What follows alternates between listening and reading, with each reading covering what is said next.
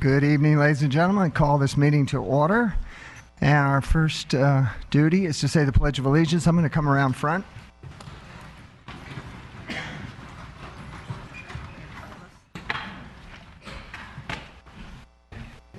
I'd like Francine Spiegel to join me. Francine.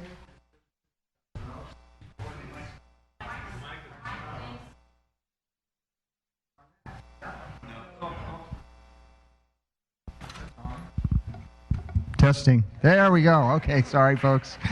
This is Francine Spiegel, and Francine works for the City of Thousand Oaks. She coordinates our Council on Aging and works with seniors and works with youths on our Youth Commission. So she runs the gamut from seniors to youth.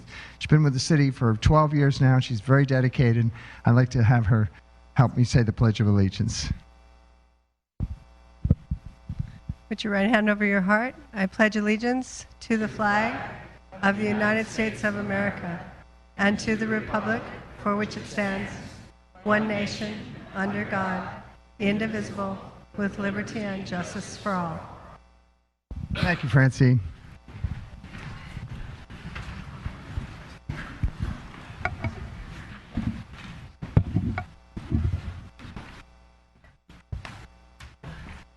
All right, if you could announce the roll call, please. Councilmember Fox. I am here. Councilmember Bill de la Pena. Present. Councilmember McCoy. Present. Mayor Pro Tem Price. Here. Mayor Adam. And I'm here. And I'm going to go down to the podium now to announce some special presentations.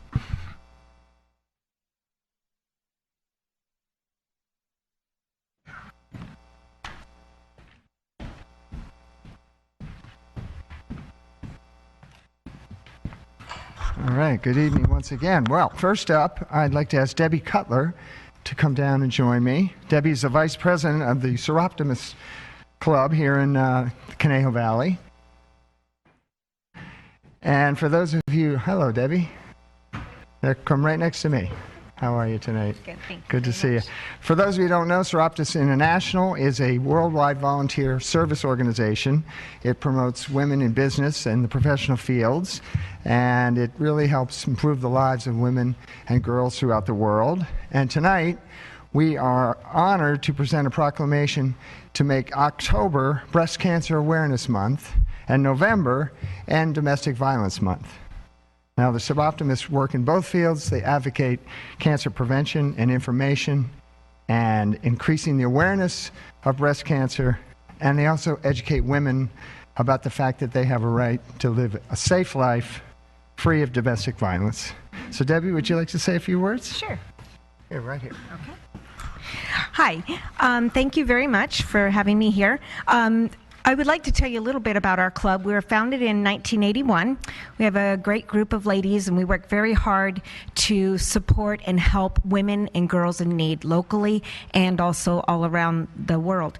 Some of the things that we support is Villa Esperanza, the MANA locally here, Tanzania Nursing Program, Journey Out, and Conejo Free Clinic, and many others. Our goal is just to improve the lives of women and girls in need.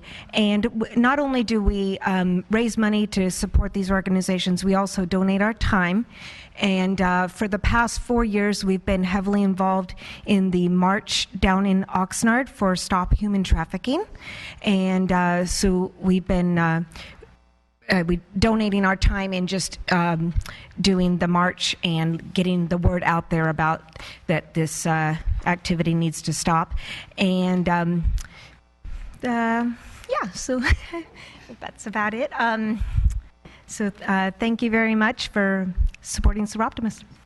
Thank you, Debbie. Thank you for coming down. Appreciate it very much. I have a proclamation for you that commemorates the Seroptimus efforts to bring awareness in breast cancer and to prevent domestic violence. I'd like to present that to you. Thank you. And look, get a picture if you like. Sure.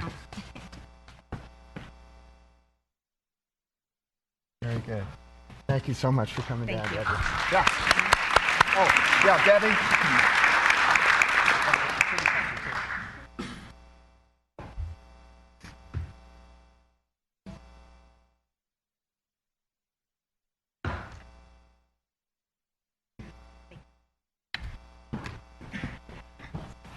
And we, breast cancer strikes a lot of people. And we have a breast cancer battler right here in our own city family.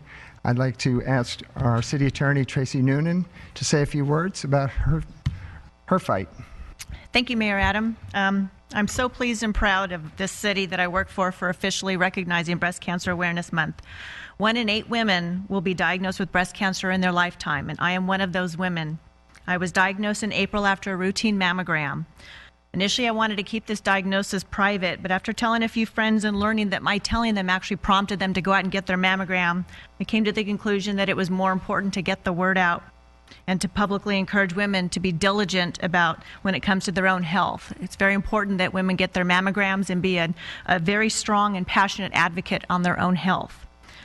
Although Breast Cancer Awareness Month is just commemorated 1 month a year, it is my sincere hope that awareness and proactive health screenings such as mammograms become part of every woman's regular health care routine. I also wanted to thank my family, both my personal family and my city family, the city council and the friends that I have out there that have shown me so much love and support the last 7 months. I'm on the mend, and I truly appreciate all of your care and encouragement. Thank you.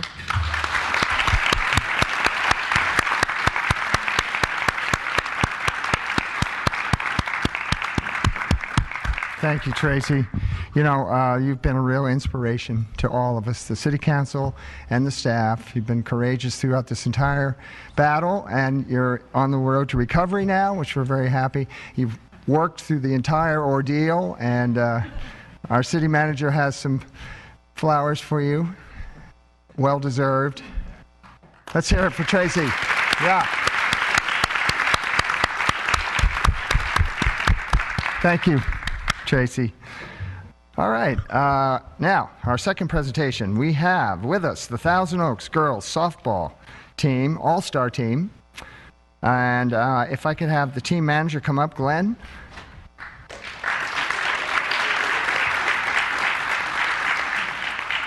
Is it Glenn Traps? Glenn Traps. Very good. Good evening, Glenn. Now, I have to list the stats here. The team won the 2015 district championship, runner-up in the Southern California State Championship, won the 2015 ASA 12B Western National Tournament Championship in Medford, Oregon. That was good. And are you ready for this? Had an impressive 44 wins, only 8 losses, and won the National Championship Tournament. Way to go, girls.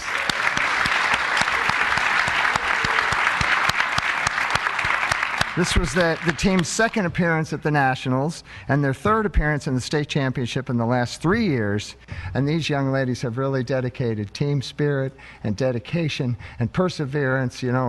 It's not easy to excel in a sport and go to school at the same time, right? And you girls have done it, and we're really happy for you and happy that you're here tonight. Why don't you, how about the coaches? We have Eugene, Yash, Brian, Tina, Brett, and Bill. Come on down and let's have the girls come down, and we'll introduce you in the position that you play. You want to come up, Coach? Yeah, probably out there. Sure, girls. Line up here behind the coach, and he's going to introduce you and tell the audience what position you play. Coaches, why don't you come on over here? And then we'll have the girls. Come on up, girls. Come up a little closer. There we go. That's good. Very good. Come on, girls. There we go. So, okay, Coach. Thank you, Mr. Mayor. Thank you, council members.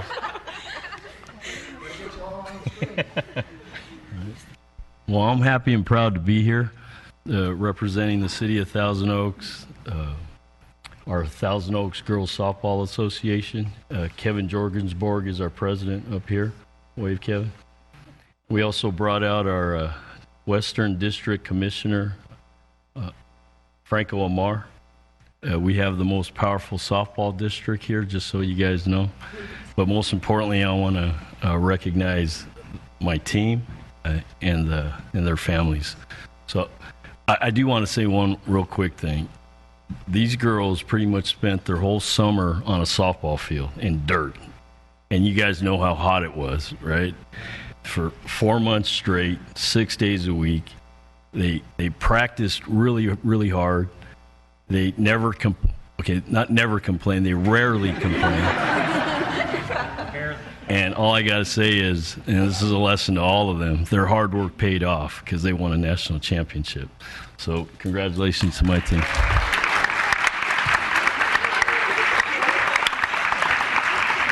So I'll just introduce them real quick. Do you want them just to walk? So here's one of my coaches, Yosh Stafford.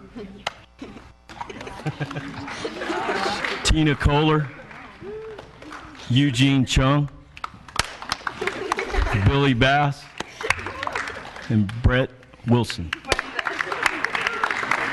So I'll start this way, and you guys wave at everybody in the councilman. Wait, which way? This is Phoebe Reed. She's outfielder and my designated hitter.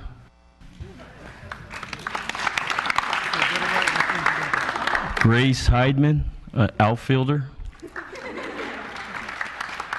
You're not seeing double. This is her twin, Danny Heidman, outfielder, center field. Amelia Leck, first baseman.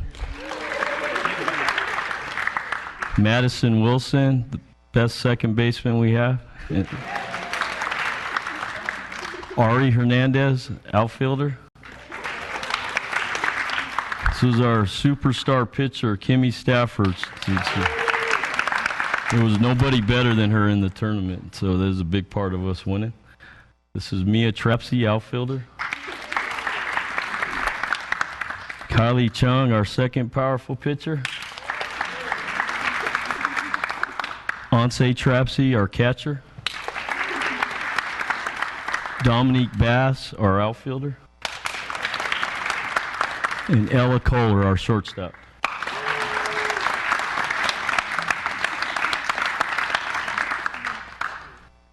And is this a place where I could say if you can get more donut shops and beef bowls and Popeyes?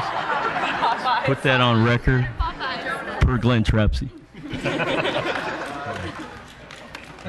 Girls, we're going to get a picture up here with the council. Let's all go up. Come on, fellow council members. Get up there.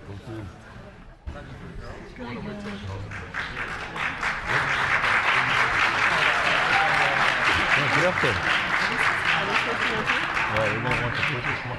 Sure. I'll wait for him to call us. He's doing some kind of dance. Okay, let them do. That's cool. As long as Harrison's getting pictures. pictures. Yeah, somebody get pictures.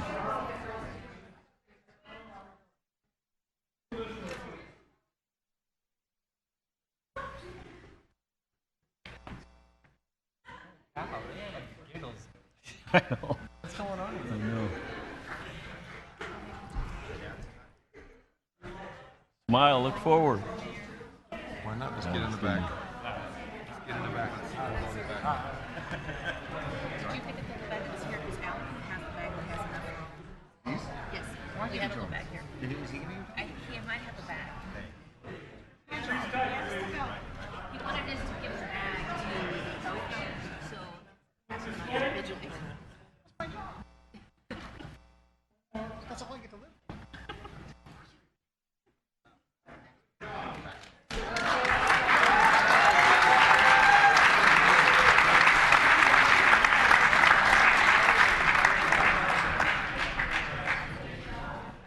You give them the pens? Yeah, please do. Give it to the coaches. I like to get one each.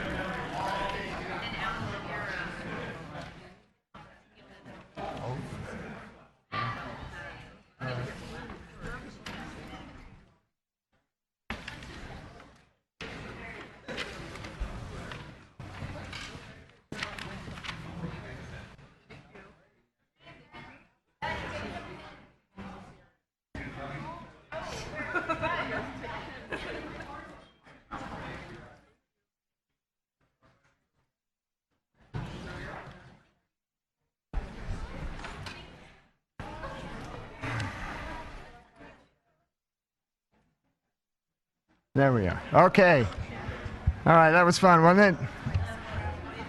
Great to have young athletes here at the Civic Arts Plaza visiting the City Council. All right, next up, Barry McComb, our theater director, is going to give us a little update on the 2015-2016 theater schedule. Barry, take it away. Thank you, Mr. Mayor and members of City Council. As I promised you at the last City Council meeting, I would be back tonight with some additional announcements of upcoming performers. And to start off, this is the announcement that I know Council Member Bill de la Pena has been waiting for. So we've actually had this artist confirmed for several months, but contractually we were not able to announce her until tonight. So we're very excited to announce that Tony Award-winning actress and singer Kristin Chenoweth will be performing at the Fred Cavely Theater on March 11th. Kristin has won her Tony Award playing Sally Brown in You're a Good Man, Charlie Brown on Broadway, but is probably best known for originating the role of Glinda in the musical Wicked, for which she was also nominated for another Tony Award. Today, she is also a successful actress appearing in motion pictures and television, and she is known for selling out the Hollywood Bowl on multiple nights. So to get an artist at this caliber here in Thousand Oaks is very special for us. Tickets for Kristin Chenoweth will go on sale to the public on November 21st, and I think it goes without saying that this is going to be a performance that will sell out very quickly. The next artist I'm going to announce tonight is one that I think Councilmember Price will like. And that's one of country music's iconic performers, Vince Gill, will be coming to the Civic Arts Plaza on March 20th. Vince Gill achieved his fame first with Pure Prairie League, and for the last 3 decades as a solo country performer. He has earned over 20 Grammy Awards, which is more than any other male artist. And I think it's been at least a decade since he's been to Thousand Oaks. Tickets for Vince Gill will go on sale to the public on December 12th. So we've covered Broadway tonight, we've covered country tonight, so I thought we should also cover comedy tonight. So we're pleased to announce that Kathy Griffin will be returning to the Cavely Theater on May 6th. Kathy first achieved recognition as a co-star of Suddenly Susan with Brooke Shields. Today she's known for her comedy specials on HBO and Bravo, and is also a frequent guest on all of the talk shows. Kathy last performed at the Civic Arts Plaza in January of 2013 and sold out in a matter of days, so we expect that to happen again. And finally, I'm also pleased to announce that Paula Poundstone, who will be joining us on March 5th, has been selling so well that due to popular demand, we are adding a second performance at 9:30. And tickets for the second performance will go on sale December 12th. And as I always like to say, there's more to come. I will be back to see you in December with announcements of several additional artists that will be here in the spring. And we always like to encourage people to pick up our brochures in the lobby when you're at a performance, and to stay connected with us through visiting our website, liking us on Facebook, or subscribing to our Twitter feeds, which is where you'll find out first about performances coming up in the future. Thank you very much. Thank you, Barry. It's a great lineup coming there. You like Vince Gill, huh, Joel? Yeah, I had the opportunity to see him in Nashville last week. So, yes, you're taking requests then, I take it. Thank you very much. Well, and we have one last treat for us tonight. Here comes the treat right now. Mr. Louis Wilkenfeld, Director of Cabrillo Music Theater. Welcome, Louis. Thank you. Can I do this one, or is that? Big one. Is this the legal one? Okay. I'm joined today by our Director of Development and Community Engagement, Maureen O'Boyle-Feldman, right here. She's going to be handing out some information in a moment. Two quick things. I apologize. It's not Casual Tuesday.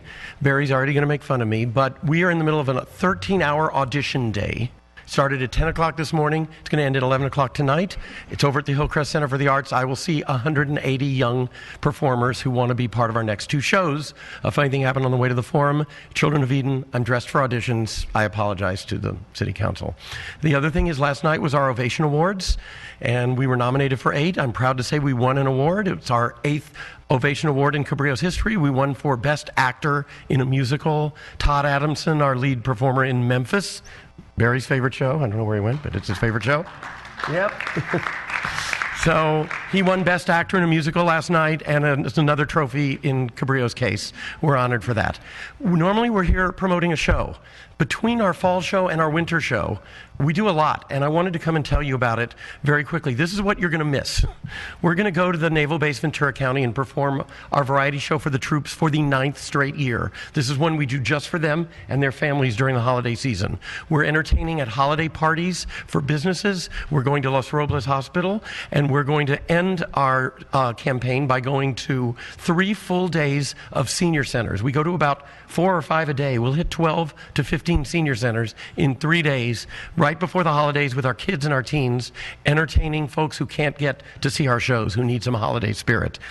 2 days after we do the show for the Naval Base, which is December 11th, we're going to be here in this building doing the exact same show for you and our audiences. We've been asked through the years, what do you do for the troops? What's that show like? Well, it's a traditional holiday show full of great music. We bring back our Cabrillo stars.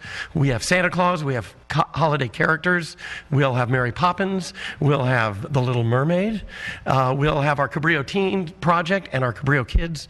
And it's all done as a fundraiser to help us be able to go to the Naval Base every year and do our show. It will be on December 11th, right here in this room at 7 o'clock p.m. Come early to meet Santa. What? 13th, sorry, thank you. Sunday the 13th, the 11th at the Naval Base, the 13th. I'm glad you're here and you're awake. And the Naval Base will be here on the 13th at 7 p.m. Maureen's going to hand out some information for you about it. Right now, I got a holiday song for you. Can't be burned out too early. It's only early November. But these are our Cabrillo Teen Project. Come on out. These are our teen performing group. Members of Cabrillo Teen Project have gone on to, we have 2 on Broadway right now. One has her own TV series on Disney Channel. This is the future of musical theater. These are your kids from the community. They get a chance to do this because there is a Cabrillo Music Theater. Let's welcome the holidays. Chris Kimbler on the piano. Here is the Cabrillo Teen Project. And everybody clap along when we get there.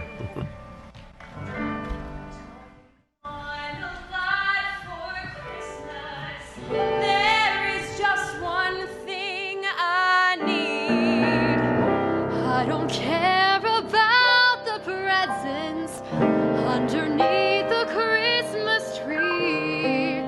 I just want you for my own, more than you could ever know.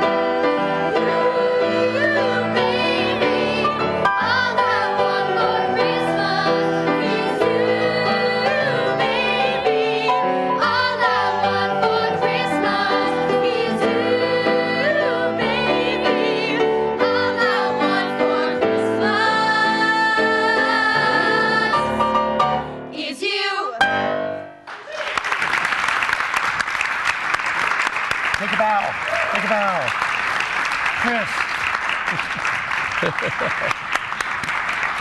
Go meet the city council. Thank you for letting us come and entertain you.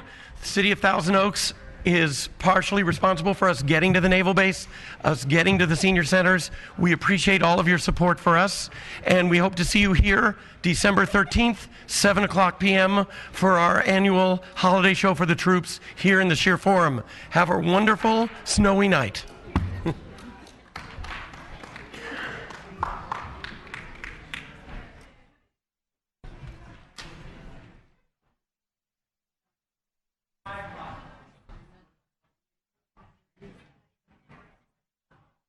All right, ladies and gentlemen, that was great, wasn't it? The first official song of the Christmas season. We just heard it. Just a quick comment about Cabrillo Music Theater. Not only do they put on great musical theater here in the city of Thousand Oaks, but you heard Lewis mention he's auditioning 180 kids and adults too for upcoming shows, and I can almost be sure that the vast majority of those are local people right here in town that are trying to spread their talented wings and perform, and that is what Cabrillo Music Theater does best. It gives people here in Thousand Oaks the opportunity to perform. So when you're supporting Cabrillo, you're supporting the whole city. So thank you. All right. And now we shall go to public comments. Mrs. Mann, if you would announce that, please. Yes. This is the time and place for public comments. A speaker card is available for those wishing to address the City Council regarding items on the agenda or an item within the city's jurisdiction. Speakers for a public hearing shall be called during the hearing. All remarks should be addressed to the Council as a whole, and all documents for City Council and our official records should be presented to the City Clerk prior to speaking. Speakers are requested to state their name and community of residence for the record. Under state law, public comment matters may not be considered by the council unless listed on the agenda, but may be referred to the city manager for administrative follow-up. 7 individuals have presented cards, and pursuant to council standards, speakers are allowed 3 minutes. The yellow light displays when you have 1 minute remaining. Thank you, Mrs. Mann. All right, our first speaker is Jay Spurgeon, our very own Public Works Director, followed by Billy Martin. Hello, Jay. Good evening, Mr. Mayor and Council. Jay Spurgeon from Newbury Park and your Public Works Director. As you know, the City Manager has rolled out a people strategy and organizational planning initiatives, and all the departments are working through those processes. The Public Works Department has recently completed our own strategic plan, and we're in the phase of implementing that. And that involves filling some new positions and some old positions that have been vacated through retirements and attrition and other things. So what I wanted to do tonight is introduce to you two of our two key positions that have recently been filled. John Smallus is our new Deputy Director over our operations, and Nader Haydari is Engineering Division Manager, who will be overseeing our capital projects design and construction operations. Both of these positions were full, open, competitive recruitments. We had several very qualified candidates that rose up to the top, and in the end, it turns out our own internal candidates were the best qualified to fill these positions. I cannot be more thrilled with that and appreciative of these staff, these two gentlemen who have a lot of quality, a lot of talent, and are joining our department team to move our operations and our vision forward. So anyway, join me in welcoming and congratulating John Smallus and Nader Haydari. So thank you.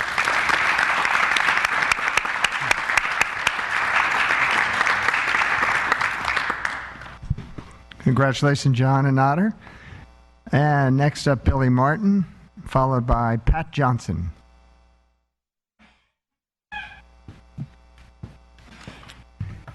My name is Billy Martin, and I'm a Thousand Oaks lover.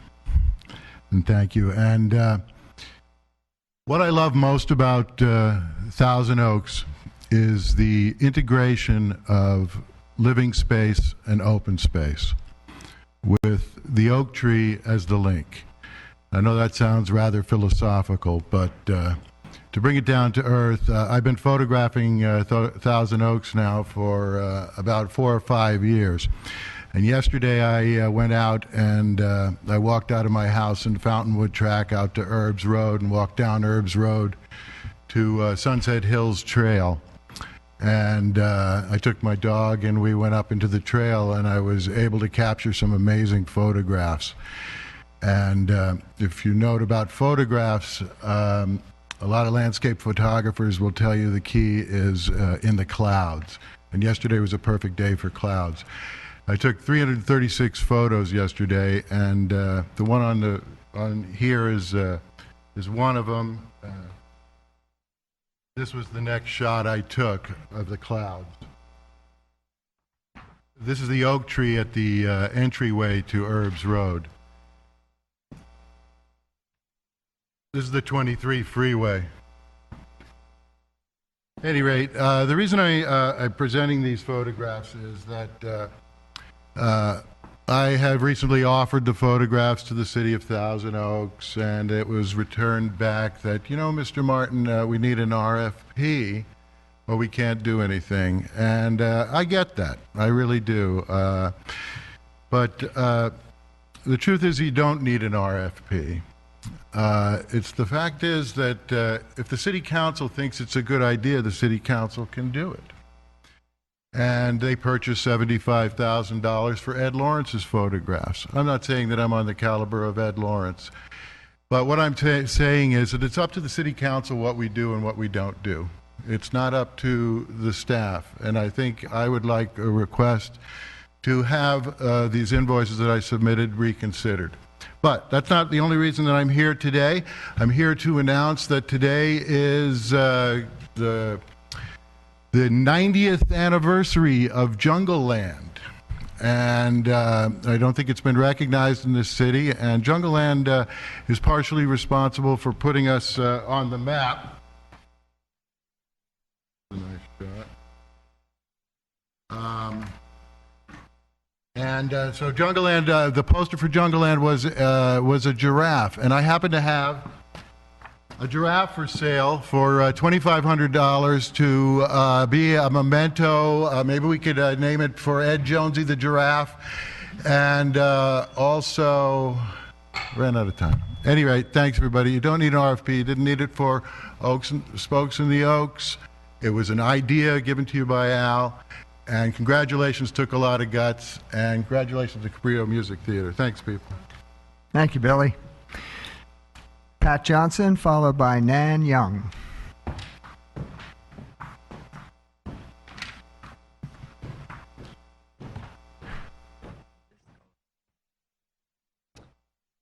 Hi, Pat Johnson. We live in the Westlake Division of Thousand Oaks. I guess we're on a borderline. I'm the current president of the Arts Council, Conejo Valley. And looking around, always looking for a reason for putting art in the hands of our fellow citizens. I came across an idea of forming a public art project. We call ourselves Conejo Public Art Project. And our first one is, as you can see, we're going to call it the Conejo Cottontails. We have a number of members on our board who are interested in the arts, who realize the importance of the arts in our lives, regardless of what age we are, from 2 all the way up with crayons, all the way up to 80, 90, 100. It's amazing. And what really amazes me lately is that even we old folk are back to coloring again. Evidently, it's an in thing. Our rabbit, we've presented our program to the Cultural Affairs Commission, to the Chamber of Commerce, and also to Conejo Rec and Park, and they all think it's a terrific idea. We're very proud of it. We're very energetic. We're busy. We had our original little model done of our Conejo, done by a professional artist. It was sent off to Chicago to cow painters to make us a 5-foot 6-inch tall rabbit. And we had it at the Art Festival, Thousand Oaks Arts Festival, that attracted a lot of attention, thinking everybody thinks it's a great idea. Obviously, we do too.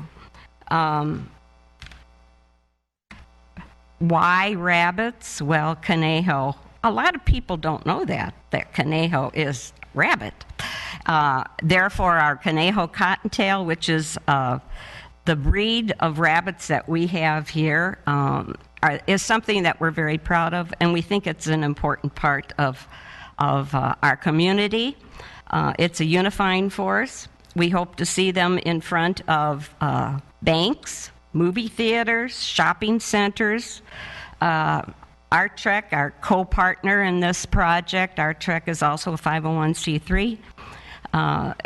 Has also one sitting, if you drive by on Rancho Conejo, across the street from Amgen, as you're flying through, you'll see the rabbit sitting out there.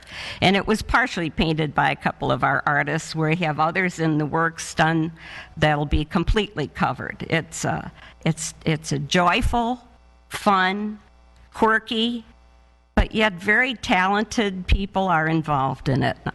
The arts are necessary. It looks like it didn't beep. Okay, Nan. Thank you, Pat. I'm going to quit because I can keep going. And this would be Nan Young, right? Yes. All right, Nan. Hello, I'm Nan Young. I live in Thousand Oaks. I'm the executive director of Art Trek. Just for fun, I'm going to start off by saying Park City, Moose, Los Angeles Angels, San Luis Obispo, Trout, the New York City Chairs, Chicago Cows, that's where it all began. Odessa, Texas, Jackrabbits, not our rabbits. Santa Fe, New Mexico, Ponies, that started a long time ago. Jackson Hole, Wyoming, Moose. And I can't remember the city in Florida that has crocodiles. But they're all over. They're all over the country. It's a happening thing. They're very fun and whimsical. I think they're good for the city. There's a wonderful, I think, a health benefit to whimsy in public art, where people are encouraged to walk around, to laugh together, to smile together, to have their pictures taken. Our project sells for $5,000 a rabbit. We've already sold, I think, like 9. 7 for certain have been paid for by 7, and I think we have maybe 12 online. We have artists who are very interested in painting the rabbits, and some have been painted already. They're beautiful, and they're kind of magical for a city to have something that's pronounced relatively temporary. They're not bronze, so they'll be around for like a year. And I think Thousand Oaks deserves to be on the map with something like that. This project started actually in 2002 and sort of got put to bed for a few years. And Pat and I and this wonderful group of people brought it to fruition again. So people are involved already. They've purchased rabbits, then people have painted them. And what we like is the city to love what we're doing and to be involved as well. We got a grant from the CEEF, the Cultural Enrichment Fund, as I mumble through that. And so Art Trek is a 501c3, the Arts Council, the guilds that are involved with us. Parks and Rec expressed interest. I have to go open my phone here. Ventura County Arts Council, the Thousand Oaks Art Association, Samato, WAG, the Mexican American Historical Society. I think that's only one person as far as I know. And hopefully with some support from the Chumash Center as well. We'd like it to be multicultural, to represent this area well.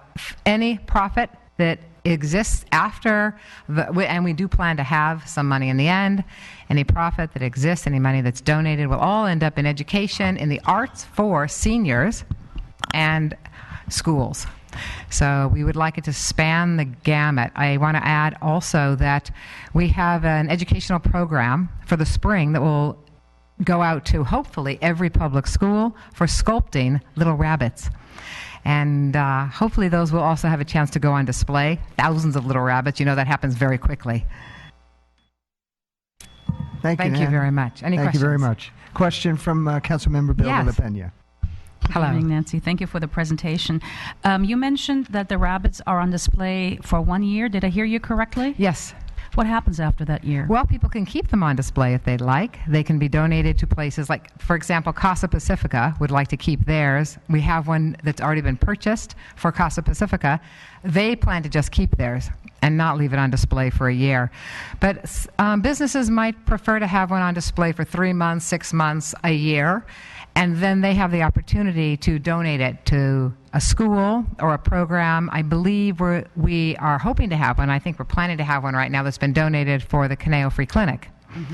So that will be inside, and they can keep that forever on display. But they were, in terms of display, we'd love to have the painted rabbits on stands on display at the Civic Arts Plaza in the spring for a big affair where people can come and see the rabbits. Thank you. Thank you, Nan. Yes. Okay, thank you very much. Thank you for coming down. Next up, Joan Edwards, followed by Adam Haverstock.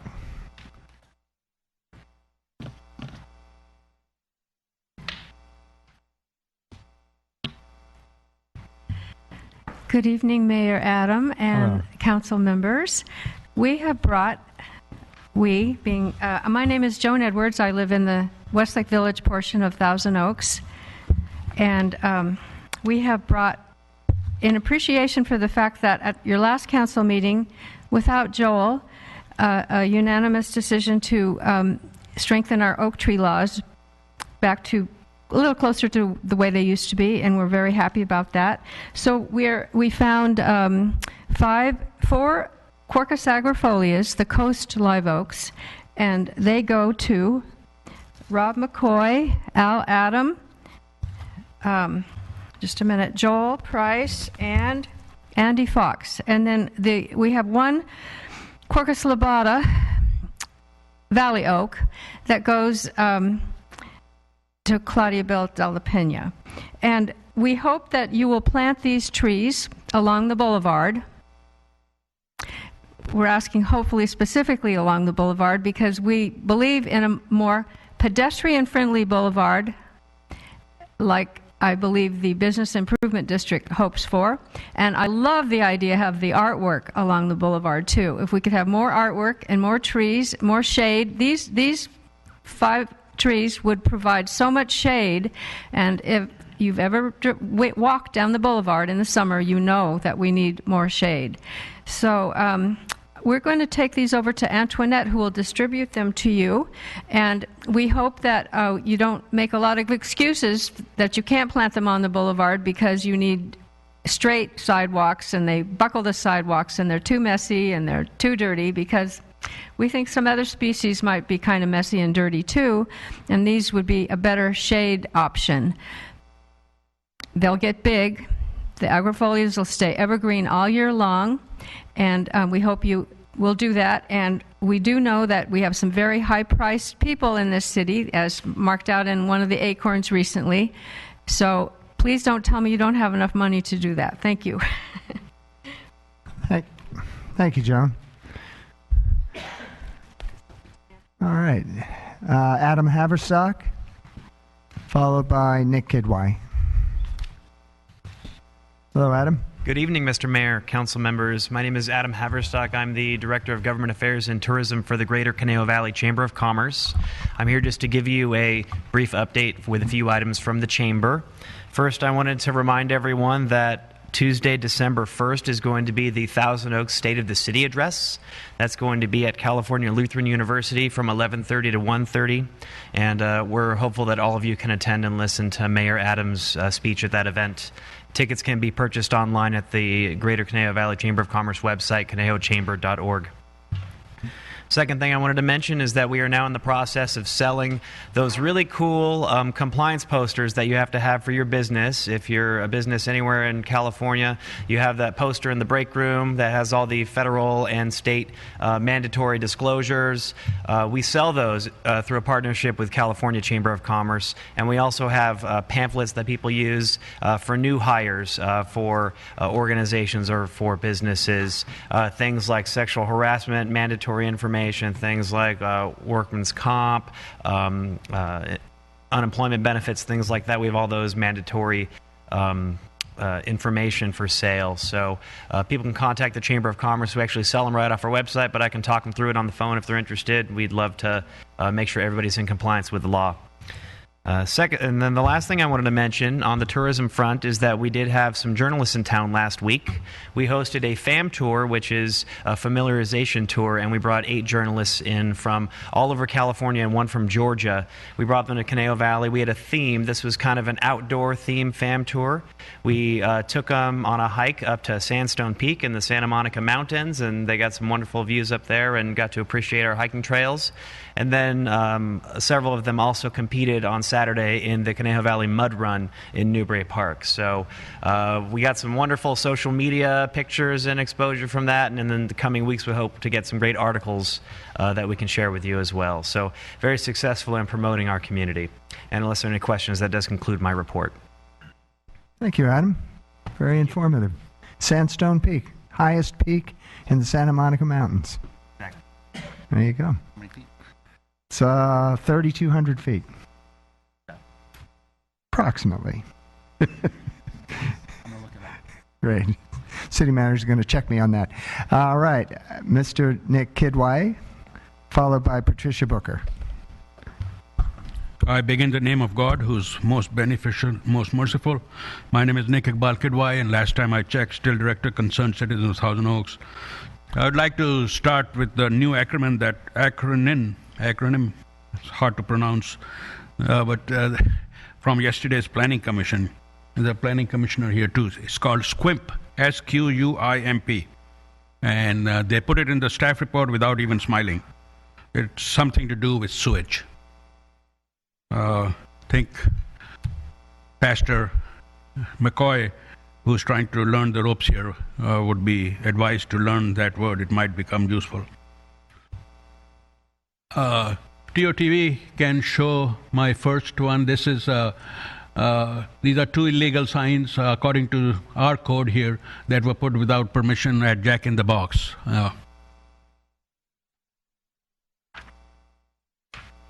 This is my favorite sign from the last campaign. Seems like Mr. McCoy is leaning on Roundtree.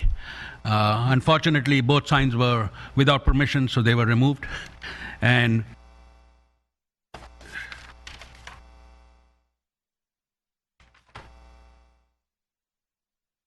I have to take time to zoom. This is Westlake Village, which just had an election on Tuesday last week. Great city. Not as great as Thousand Oaks, but open. Not only can you put, there's no sign ordinance like ours, which takes away Americans' fundamental rights. Like, I cannot put 2 signs of the same candidate on my front lawn. I could if I had a big lawn with over 100 feet. That's a requirement. It's almost impossible to get signatures correctly, and I ran into a tug of war with Mr. Price, who got permission, but it was not kosher because the people I talked to, they said, no, there's no permission, no anything. The whole thing should be canned. This thing has been going on since 1998. A great city like ours should not be involved in something like this.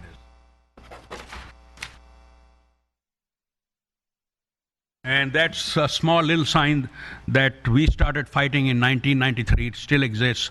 I just read 12 lines. Or not 10 lines. I shouldn't exaggerate. You cannot read this while you are driving. In this day and age of the internet, all you need to do is put public notice and put the toaks.org/.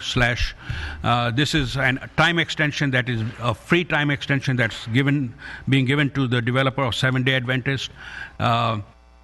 There was going to be no hearing, so we have requested a hearing right now. It is tentatively scheduled for December 17th with Christmas. I don't know, it might go to next year. But there's no need for the Lowe's is great, but there's no need for 30,000, 40,000 square feet of office and industrial when we already have so many vacancies and existing businesses are struggling.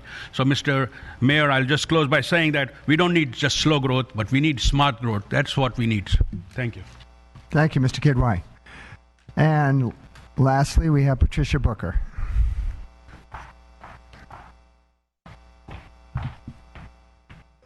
Patricia Booker, Thousand Oaks, California. Good evening, council members and mayor. I'm not here to hurl insults at any of you tonight, so I want you to know that in advance. I'm here because heading off Breast Cancer Month, I was recently told by my niece that if you have dense breast tissue, that women should also request an ultrasound because the mammogram doesn't always show up everything. I just found that out recently, and I just wanted to pass it on. It's not usually paid for, especially if you're in the low-income bracket. So I'm just throwing that out there, and I'm pretty sure Nancy Reagan's Breast Center would pay for it. So I'm just throwing that out there for people that didn't know, because I didn't know. And secondly, it's Veterans Day coming up, and the whole green light thing. I'm real passionate about it because my father was a veteran.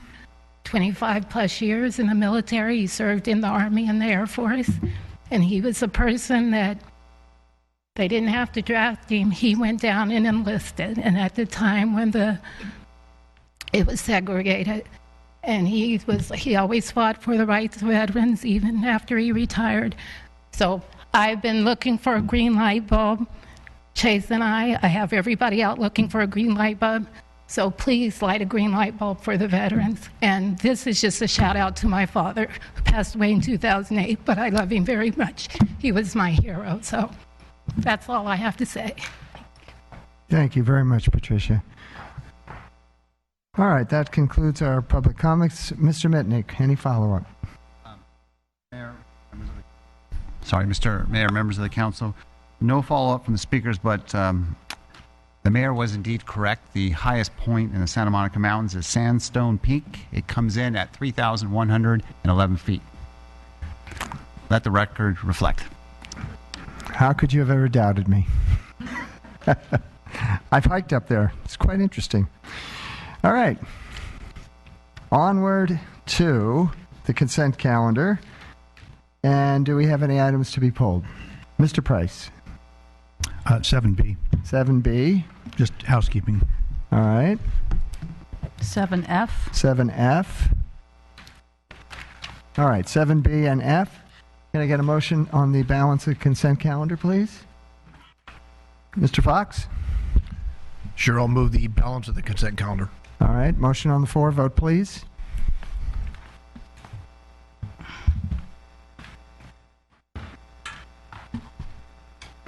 That motion carries 5-0, excluding items 7B and F. Thank you, Ms. Ma'am.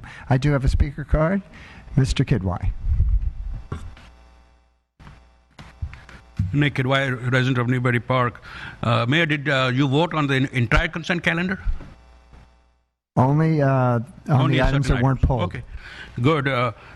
Yeah, because one of the issues that everyone should have is that a basic right that I've seen in all agencies across the board is that if a member of the public, which is a taxpayer, American citizen, stands up and talks about an item, that is automatically removed.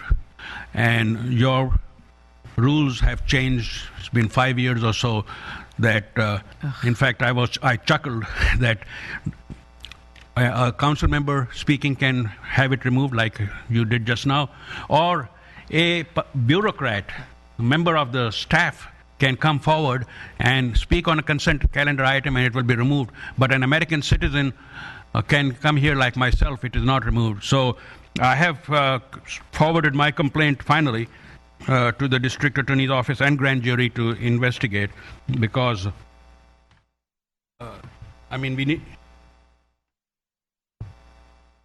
we need to get our government back like the conservative GOP presidential candidates are saying right now, and I'm missing on a wonderful debate. I would like to speak about M first, which is solid waste. I just talked about that swamp or swimp shorthand for solid waste that is in just yesterday's packet. It's unbelievable that without any discussion or report on a simple consent calendar item, our fees are going to be raised again.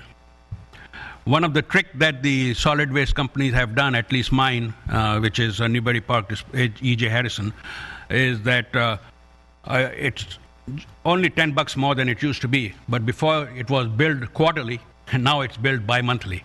So it's a huge increase, and people talk about good government and election campaign financing and all that, but the waste haulers have been active in giving to the council candidates, and it's not even covered in the press. And that does have an influence, and people think it's just developers. But there are so many people that have a vested interest before this body, and they are not exposed, unfortunately. It was on the... I thought I had shown that. Thank you, TOTV. That's N. It gives the hourly rate of city employees. And unlike the city manager and city attorney and my friend in Public Works, they make reasonable, in fact, very pretty low incomes. I think the perks is what makes it up. And anybody who wants to see it, it's on the consent calendar, the last item, 7N. Thank you. All right, thank you. Mr. Price, 7B. Yes, although I wasn't here, I did read the minutes from the council meeting of October 20th, and on page 4, on item 9B, and page 5 on 10A, my name appears as somebody who voted on it, and then appears as absent as well. So my name should be stricken from there. All right. It's just those two items. We'll correct that. Move 7B then? I would move 7B with those corrections. Vote, please.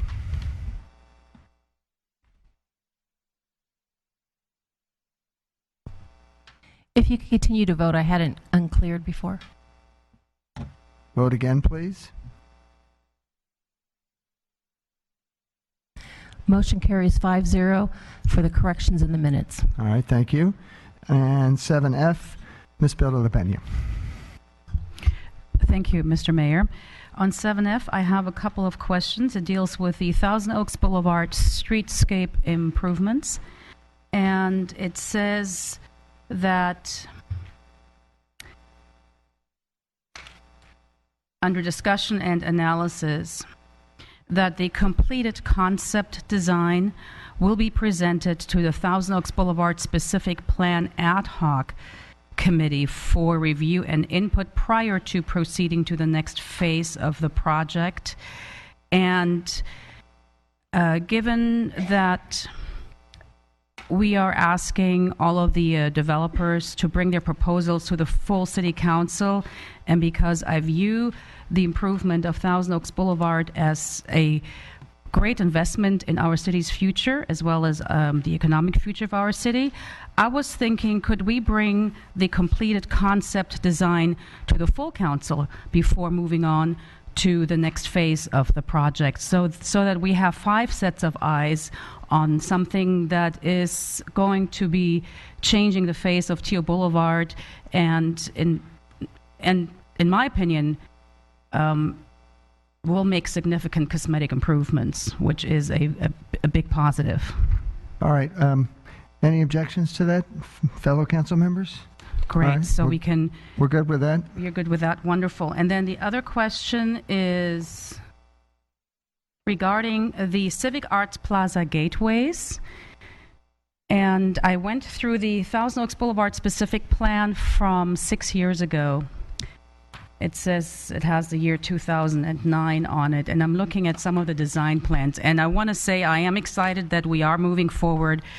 It's been a long time coming, and we're taking steps to start with the beautification of the boulevard. And a part of the beautification of the boulevard are the gateways.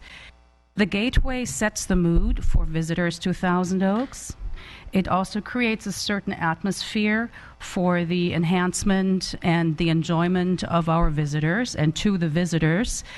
And when we consider different gateway designs, I would like to see using our symbol for the city of Thousand Oaks, which is the Valley Oak, the Quercus lobata. And by the way, thank you so much for that Quercus lobata. It is one of my most favorite trees. Can we consider planting the lobatas as gateways to our downtown specific or Civic Arts Plaza streetscape. And the reason I'm bringing this up is because there is new equipment and technology available, as our expert here, landscape expert Kevin Wilson, can attest to.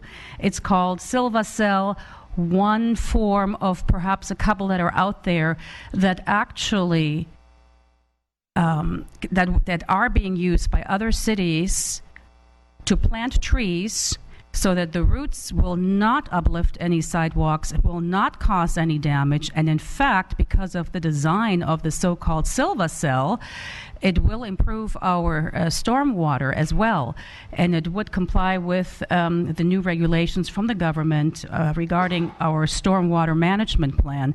And I know this is getting into really big detail. However, it is important detail. I was just asking, or would like to ask my colleagues to include in this design proposal or conceptual design using the Valley Oak as a gateway to the city of Thousand Oaks at a couple of locations in that area. I think it would make it look special, and it would make the visitors feel special as well.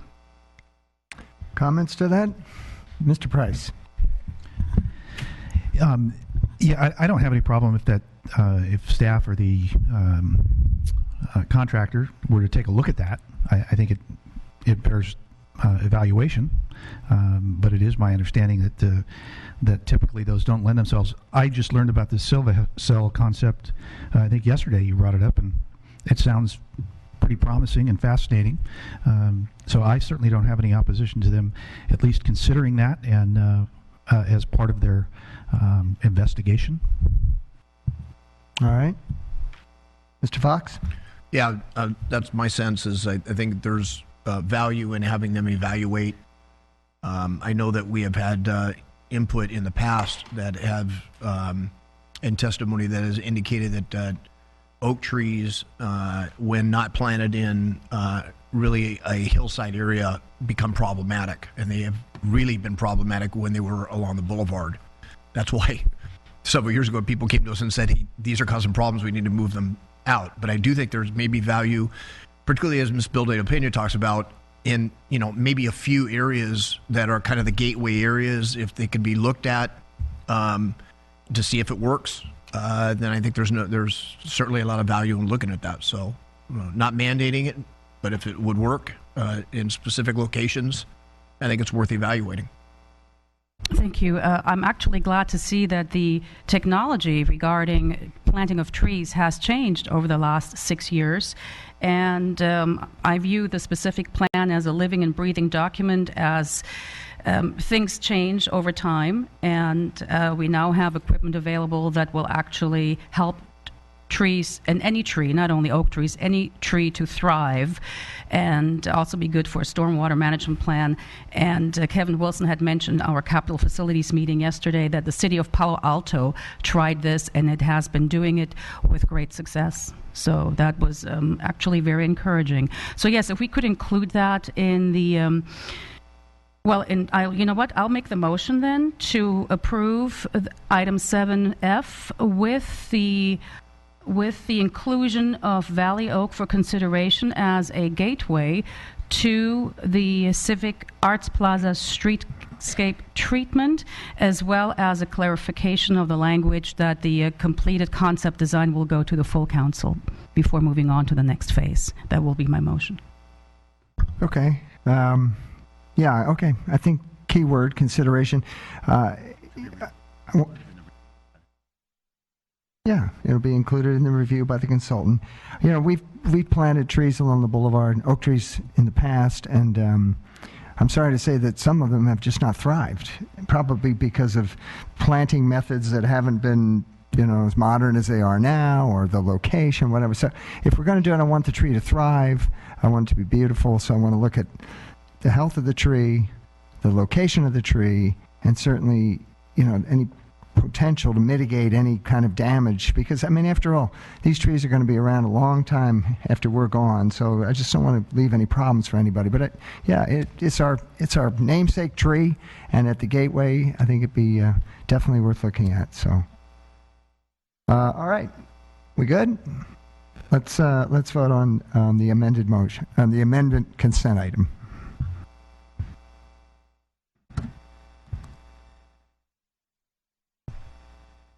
The motion carries 5-0 for item 7F. All right, very good. Thank you. And now we move on to our first public hearing. And if you would announce that for me, please, Mrs. Mann.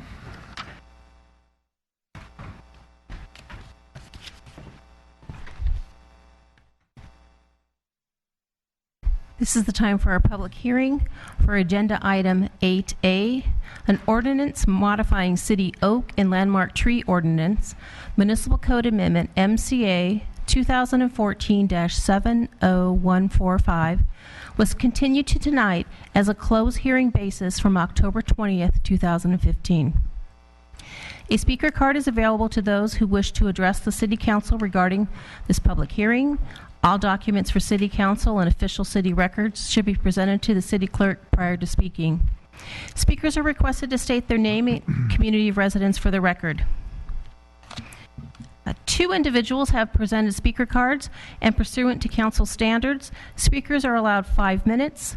The yellow light displays when you have 1 minute remaining.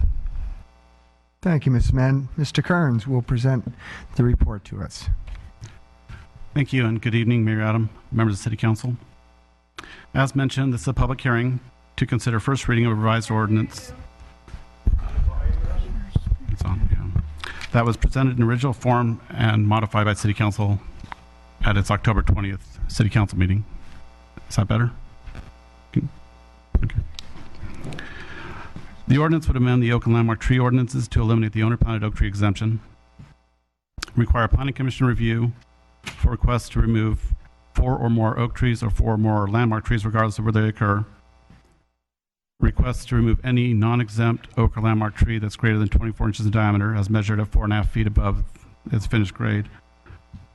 And would also involve moving the ordinances from its current location in the code to the Planning and Zoning section of the Municipal Code, as well as make corresponding code reference changes.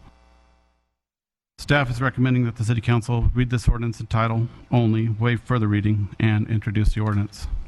This concludes staff's introduction. Staff is available for questions. All right, thank you, Mr. Kearns. And who has a question? Ms. Bilda-Pena. Thank you.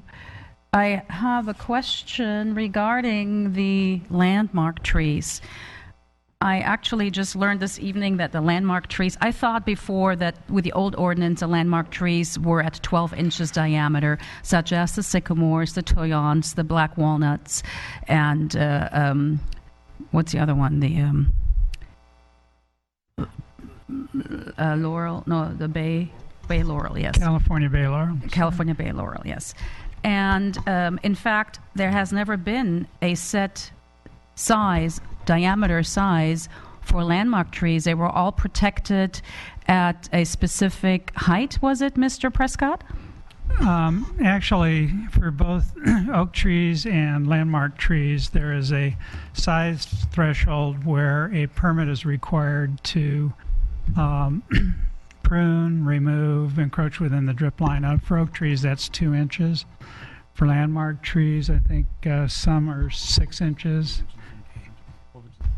8 inches or 12 inches. So that's 6, anything 8, or 12. below that. I'm sorry. Anything below that, there's no permit required to do anything to the tree. What the council asked us to do in April, and we brought back in October, was another size threshold for determining whether the oak tree permit would go to the Planning Commission or to administrative processing. Yeah, but what about landmark trees, not oak trees? Same thing. Okay, so you said that it was either 6, 8, or 12? Well, if we're talking about the threshold at which a permit's required, it's 8. Steve will tell us. Okay. The California sycamore is protected once it reaches 12 inches in diameter at 4.5 feet above the grade. The other 3 landmark trees are protected once you reach 8 inches at 4.5 feet above grade. The 24-inch threshold that's being recommended as part of this ordinance is the threshold that would trigger Planning Commission review. So once a tree gets to that additional larger size, Planning Commission review is required to consider removal of any non-exempt tree. Okay, and with the old ordinance, again, just for clarification, so with the old ordinance, when was Planning Commission review triggered? Planning Commission with the old ordinance was only triggered by the number of tree removals. So if it was 6 or more landmark trees, Planning Commission review was required for requests involving removal, and Now- 4 or more oak trees. Okay, and typically do sycamores or toyons, black walnut, do their trunks get as thick as that of an oak? Generally, the sycamores, they do not generally. No. Yeah, the oaks get bigger. There's instances where the sycamores, and Kevin can maybe add to this, sycamores get very large, but not as large as the live oak or the valley oak. Yeah, I would agree with that. That the valley oak is probably going to get the largest trunk, and it's going to take several hundred years before it's going to get really big. Coast live oak and California sycamore, they can both get fairly large. I've seen some California sycamores that are actually probably about 6 to 8 feet in diameter up in the Santa Barbara area, so they can get fairly large as well. Okay, thank you. All right. Very good. Any other questions? All right. I do have 2 speaker cards. Marilyn Carpenter, followed by Don Huffman. Hello, Marilyn. Good evening to you all. I'm Marilyn Carpenter. I live in the city of Thousand Oaks. And if you'll forgive me, I'm representing, first, don't forgive me for representing COTA. COTA is the Conejo Oak Tree Advocates, and I'm here on behalf of our new organization. And we have a letter that we submitted to the council. I'm not sure you have received it yet. The copies that we plan to hand to you got left on the doorstep, unfortunately. So I'm going to read the letter, if I may, and you'll forgive me for looking at my phone and hoping that I'm able to follow along. This is Dear Chair Adam and council members. Conejo Oak Tree Advocates, COTA, has reviewed the packet for this evening and applauds you for your willingness to continue strong oak and landmark tree protection for trees in our city. We're really appreciative of what you did at your last meeting. In particular, we're pleased that a standard has been set for the diameter of oak trees that must be reviewed by Thousand Oaks Planning Commission before any removal is permitted. However, COTA does not agree that the 24-inch diameter set for landmark trees is adequate. We would request that the City Council consider a 12-inch diameter for landmark trees, since these trees rarely, if ever, reach the same large size as our native oak species. COTA also questions one segment of the staff report that's on page 14, page 2 of attachment 2, and it's a long number that I won't read, but hopefully you'll be able to find it. It has deleted this, quote, subject to the penalties contained in section 5-14.09. That section has been deleted from your proposed ordinance. City Council did not discuss removing penalties for those who intentionally remove oak trees without pursuing the city's required permit process. COTA requests that City Council please ensure that any and all penalties for removing oak and landmark trees without a permit remains or is updated to even better standards. In addition, COTA encourages the City Council to consider the formation and appointment of a new tree advisory board, as brought up by Councilmember Bill De La Pena at the October 20th meeting. COTA members feel it is particularly important to begin the process of designating heritage trees in Thousand Oaks, as well as monitoring the 3-to-1 success rate of replacement trees.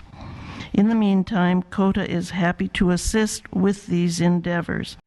And the letter is signed, all the members of COTA: Gail Bianchino, Yvonne Brockwell, Bonnie Clayfield Byland, Marilyn Carpenter, Ann LaFionza, Joan Edwards, Ed Lawrence, and Janet Wall, speaking for Conejo Oak Tree Advocates. Thank you, and I apologize for having to read that to you.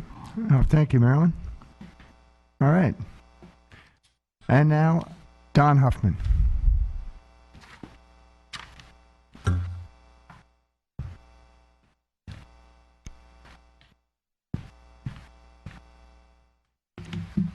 Good evening. I'm Don Huffman. I live in the Westlake Village section of Thousand Oaks. I may have misunderstood what was intended at the last City Council meeting when a maintenance plan with a $100 permit application fee was suggested as a low-cost and relatively simple solution for my need to manage and maintain the many protected-size oak trees growing on the downslope behind my home. This plan was not directly addressed in any of the motions passed at the last meeting or in tonight's staff report, although the reduction of the application fees for Type B and Type C oak tree permits does hit the low fee target, but only if the maintenance plan does not exceed the limits of a Type B permit. Whatever the application fee, applying for an oak tree maintenance plan for a single-family residence is a daunting prospect. Requirements and procedures for maintenance plans are contained in the Oak Tree Preservation and Protection Guidelines, and the scope and scale of the regulations are much more appropriate for a development project than for an established suburban single-family residence. Listen to this. According to the guidelines, an oak tree maintenance program requires an oak tree report that includes a tree evaluation form for each tree. I have 20. An oak tree evaluation includes at least the species and location of the tree, the diameter of the trunk at 4.5 feet above grade, the diameter of the canopy and accurate plotting of the protected zone and mean natural grade at the base, the height of the tree, I'm not making this up, the tree environment including type of terrain, the physical structure, branch problems, and mitigation measures to correct, the minimum clearance from the present grade to the bottom of the canopy at each of the compass points, a health appearance rating, a horticultural evaluation of disease, pests, and vigor. Each tree must also be numbered and permanently tagged. The proposed maintenance activities within the protected zone of each tree must be identified. Also, a monitoring program must be established that ensures my oak tree expert will be on site to monitor all approved tree work. The oak tree consultant shall submit a letter to the project planner stating that all work was performed in accordance with the approved permit. This does not read like the simple one-time procedure that I heard described at the last meeting. Doesn't this appear to be excess and overkill for a suburban single-family residence? What should I plan to pay an oak tree consultant for this required report on the 20 oaks in my yard and my neighbor's tree that overhangs my chimney? The city website said they would give me a list of consultants, but when I called them, I was told the list had become out of date and had been withdrawn. My telephone directory doesn't list any oak tree consultants. And what does the city charge for the maintenance program application? As I read the guidelines, the filing fee depends on the application type. For pruning my oaks, a Type B permit is not appropriate because none of the pruning is clearance pruning. My alternative is a Type C permit, $100 plus a $180 deposit, and an agreement to pay additional sums for city consultant time that exceeds the deposit. I believed that once a maintenance program had been approved, I could follow the plan for years, performing the maintenance as needed. Now I read that I must call my oak tree consultant over to my home every time I pick up my saw and climb into any of these trees. I thought that I was finished with the oak tree consultant when I submitted my oak tree maintenance program application to the city, but I see I will be paying him to stand and watch me work as long as my plan remains in place. At what point will the city decide its process and procedures have become excessively burdensome on the homeowner? This is not the sort of program policy that encourages cooperation and compliance. If the city was not the sole source supplier for the permit I need, I'd pick another vendor. I think it's time the Oak Tree Preservation and Protection Guidelines be reviewed and updated to support, rather than undermine, the intention and promise of the ordinance. Thank you. Thank you, Mr. Huffman. All right, that concludes our comments. Staff, response. Yes, thank you, Mayor Adam. Just a couple responses. In response to Ms. Carpenter's comments regarding the deletion of text in the ordinance, that is contained in your supplemental packet. The reason for that deletion is explained there. It was actually redundant text. It doesn't invalidate any penalty for doing something outside the ordinance provisions. It just eliminates, well, two things. One, as like I mentioned, the redundancy in the text, because it does reference in that same sentence that all provisions of the chapter apply. And then subsequently, well, it would eliminate the potential of inadvertently referencing a code section if future amendments to the code occur. So it wouldn't reference a code section that does no longer applies. So we're trying to avoid that in the future. And it's just good practice not to explicitly reference a code section if it's not necessary.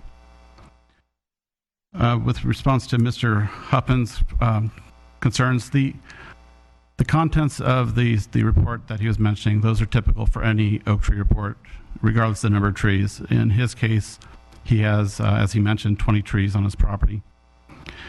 There would be an analysis of each one of those trees that would need to be performed on a one-time basis. He would do that analysis, have that prepared, submitted to us for evaluation for each one of those trees, and then through this maintenance program, there'd be authorized work that could be done to the tree periodically. It wouldn't happen at once. I wouldn't think it would, at least. The trees wouldn't need frequent maintenance.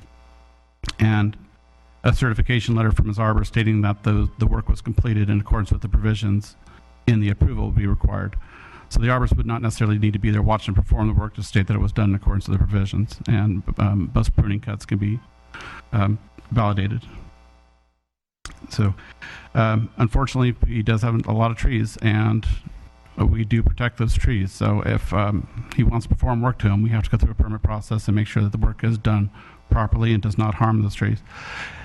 But at the last city council meeting, city council did reduce the fees, the filing fee itself, to $100 from was $288, and left the deposit of $180. So the filing fee was reduced, and he can go through that process, and we will help him through it the best we can.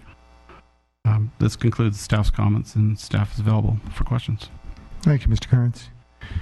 Mr. Fox. Yeah, I just want to just get a little bit more clarity on real world what that I forget the gentleman's name. Henderson? Huffman. Mr. Huffman. Okay, so Mr. Huffman has 20 trees.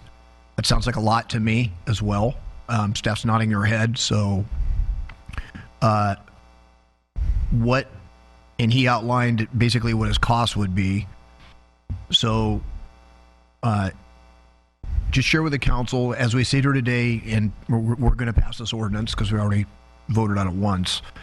From the city's perspective, what's his out-of-pocket cost to maintain his trees, and for how long? For the city application fees, it's a $100 filing fee. That's a one-time fee, and then there's a $180 deposit that's billed against by our consultant to review the report and any subsequent documentation. So when you say deposit, does he get that back, or is it $280? It's $280. $280. He does not. He'll get any unused portion of the deposit back, but in a maintenance program situation, that's constantly billed against, so he would likely not get that back. And that's the same whether you have one tree or 25 trees. I'm sorry? That's the same whether you have one tree or 20 trees. It's the same filing fee, yes. Okay. So I understand staff doesn't do this. So what are the, you have to get an arborist, you have to have a report. What are those costs in general terms? In general terms, it could be for $800, $800 and higher. $800? Yeah. Is that for one tree, or just so, I think council needs some clarity here on what we're talking about before we start tinkering with this. So you have one tree, you still have to get the arborist report, you have to get meet all those criteria. In general, what does that cost? $800? Well, it's based on the amount of time, obviously, that the private consultant would be out there. So their charge per hour, per report, per tree is going to be different. I don't have those numbers, but for one tree, I've been informed that it's been as much as $800. Okay.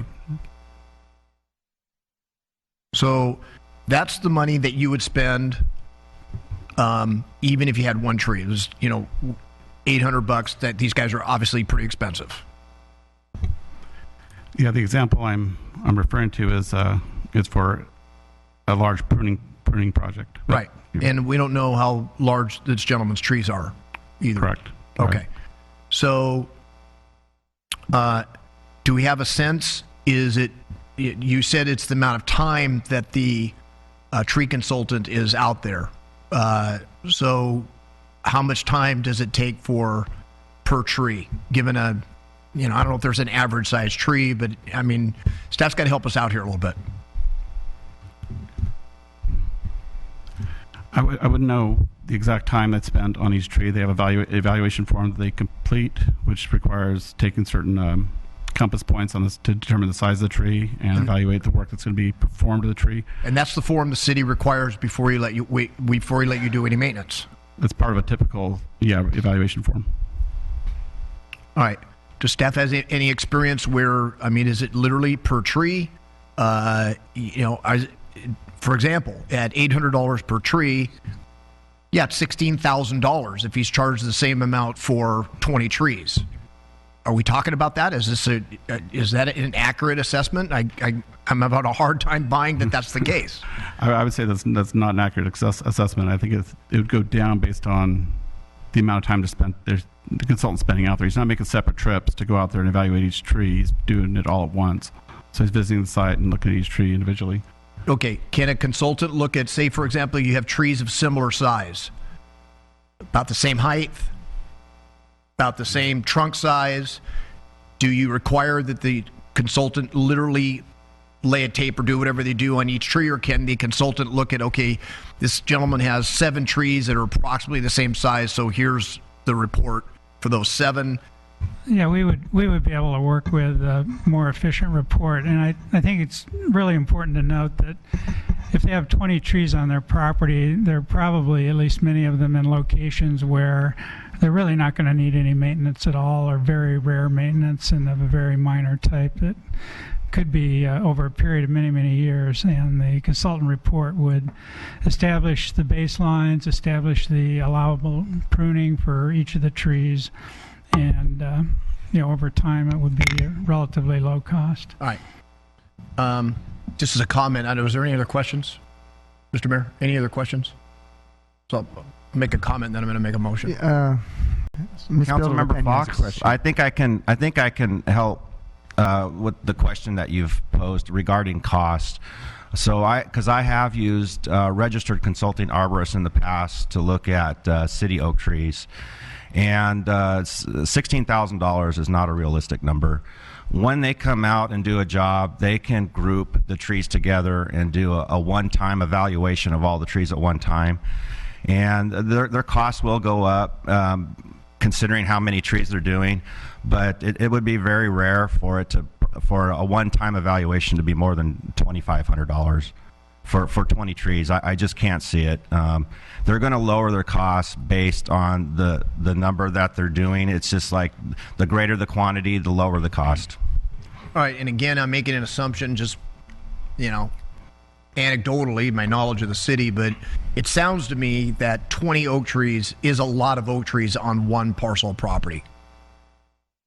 That's really an anomaly. We're not going to have 7, 8, 9 people coming down here and saying the same thing. We got virtually, other than this gentleman, no correspondence back for the action we took at the last council meeting. So, and I say that to say, it's unfortunate, but you can't legislate for an individual. You're really getting into some difficult territory there when you start legislating to meet everyone's needs across the board. And it sounds to me like we've done our level best. There may be some cases where people have, an excessive amount of trees on their property. And, I think that's just, buyer beware. You're going to buy a property. It has a lot of oak trees. There may be some extra costs with respect to meeting the city standards. So, all right. That's all the questions I have. All right. Thank you, Mr. Fox. Ms. Bill LaPena. Thank you. I have a question about something else, but I just wanted to mention that there are many properties in Thousand Oaks, especially in the old Conejo area, where properties have dozens of oak trees, 50 oak trees or so. It's not unheard of, but it is definitely unusual to have that many oak trees on parcels, but those parcels are few. Regarding the comment about the landmarked tree by Mrs. Carpenter, and I wanted to find out from staff about the 24-inch diameter that the council set at the last council meeting. And boy, we talked for 3 hours about this, and we were probably all getting tired of it already. But I wanted to find out what could hypothetically be the impact of of having set a 24-inch diameter size, whereas before that did not exist, on landmark trees. Well, the 24-inch. Can we clarify something? This is for a planning commission hearing. Right. That's this correct. is not to remove a tree. This is for a planning commission hearing. You need a permit if it's much smaller, less than half. Yes. No, Right. no, I know it's for planning commission. Okay. Yes.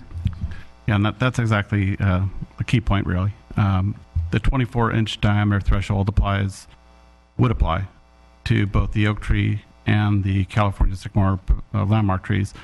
That 24-inch diameter is the threshold for between administrative review and planning commission review. So, as we discussed at the last meeting, there are still findings that have to be made to authorize removal of any live, non-exempt oak tree or landmark tree.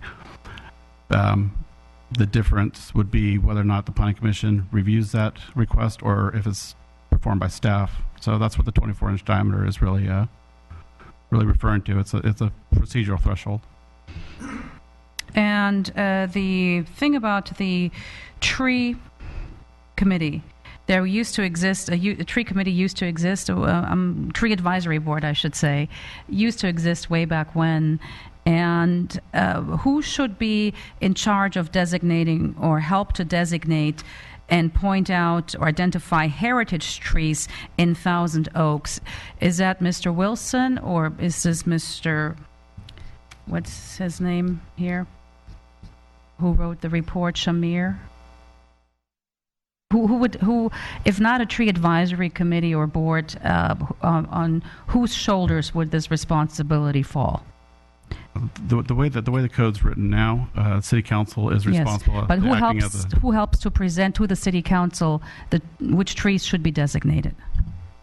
I don't believe there's a committee. There's really no committee or any individual designated to bring recommendations forward to city council. So if the council wanted to designate certain trees as heritage trees, whom would we ask? You just ask the staff. You bring it up to give direction to the city manager, who would assign it to appropriate staff. Okay. Because right now we only have 2 heritage trees, official heritage trees in the city of Thousand Oaks. And please refresh my memory what they are.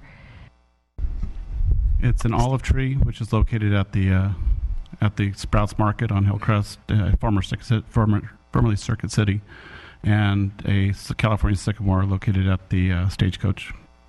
Yeah. All right, thank you. All right. Any other questions? I have one. As far as the tree advisory board, I think that's exactly right. The city council is the de facto tree advisory board, and we could take, advice from our staff, but we would be the ones that would appoint any kind of a heritage tree. And I think this issue with the landmark trees, it's simply that in the real world, I guess, from what staff has said, that the landmark trees rarely get to 24 inches. So the question would be, do we want to make that the threshold, or do we want to lower it to whatever, 12, 18? I mean, what do you think? Well, we had recommended 24 in the staff report that the council considered when it took the vote, and that's still our recommendation.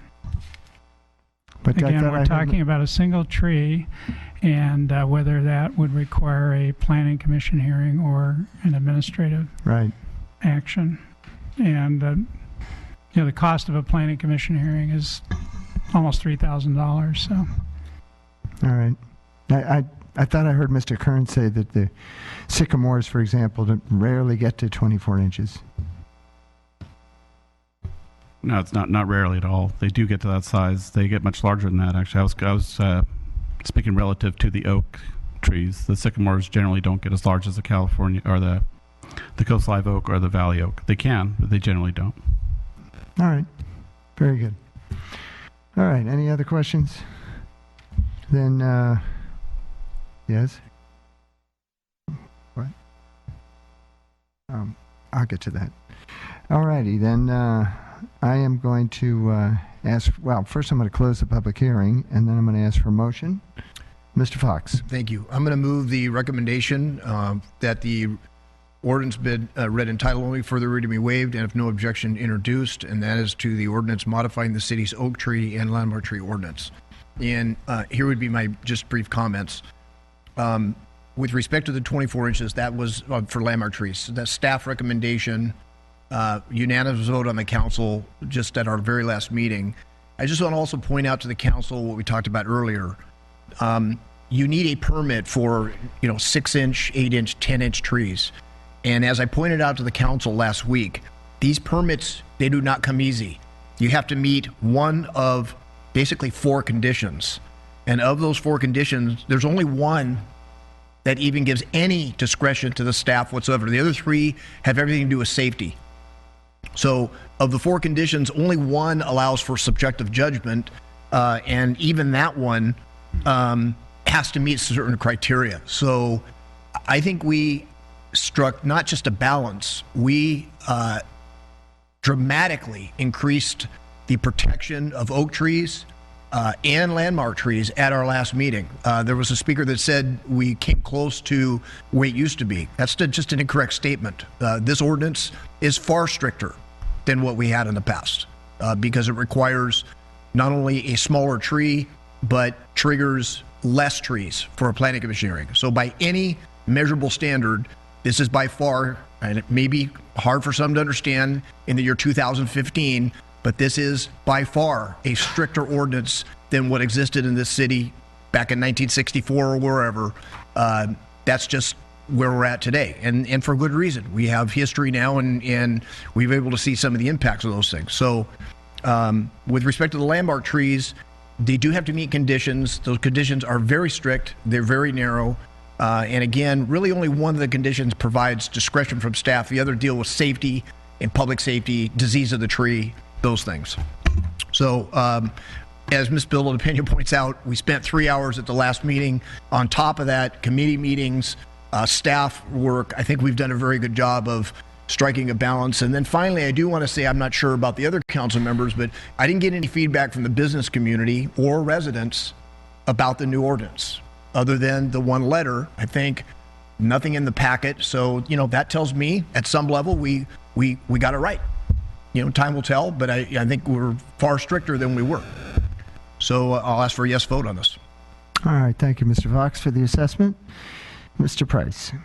Yeah, I just want to comment that while I was not here in person, I was here in spirit on October 20th, and I did watch the entire meeting. Thank you very much.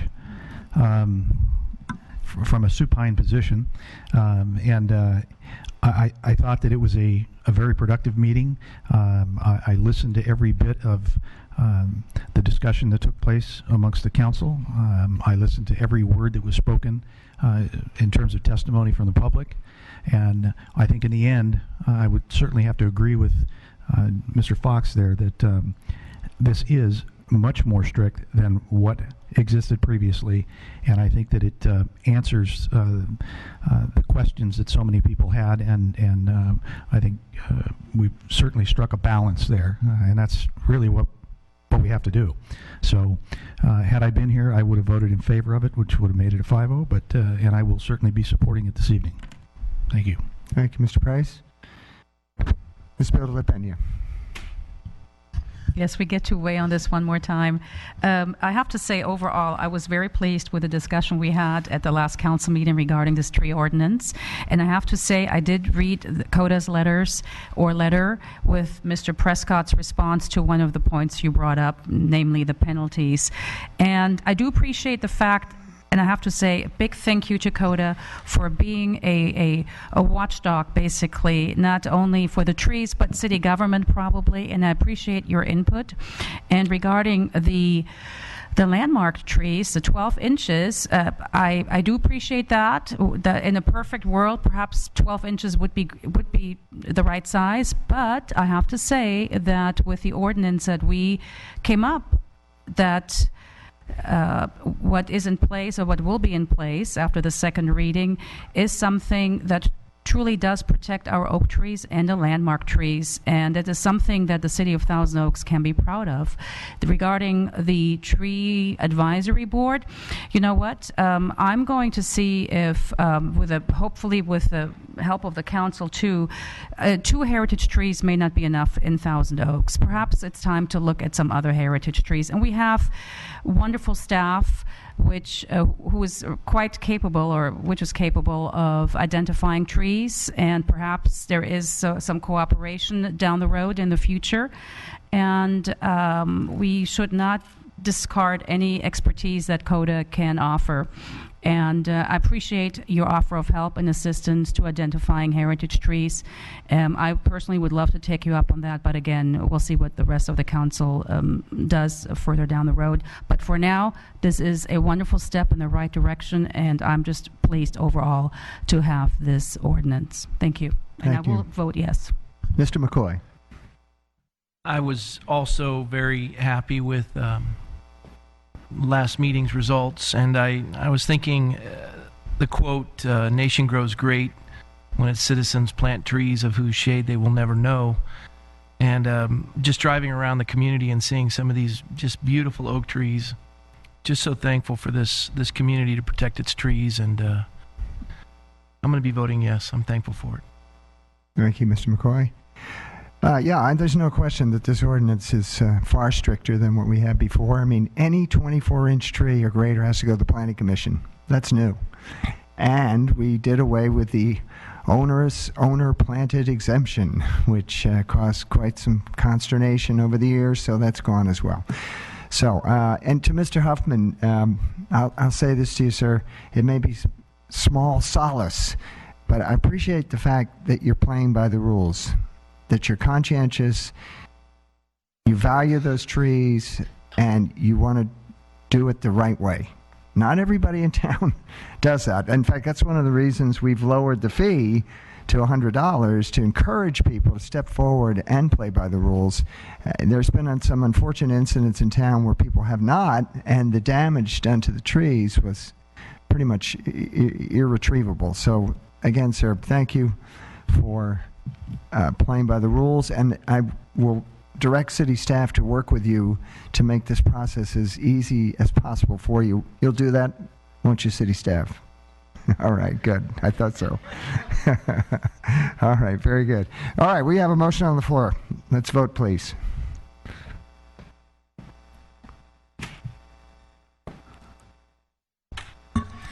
That motion carries 5-0.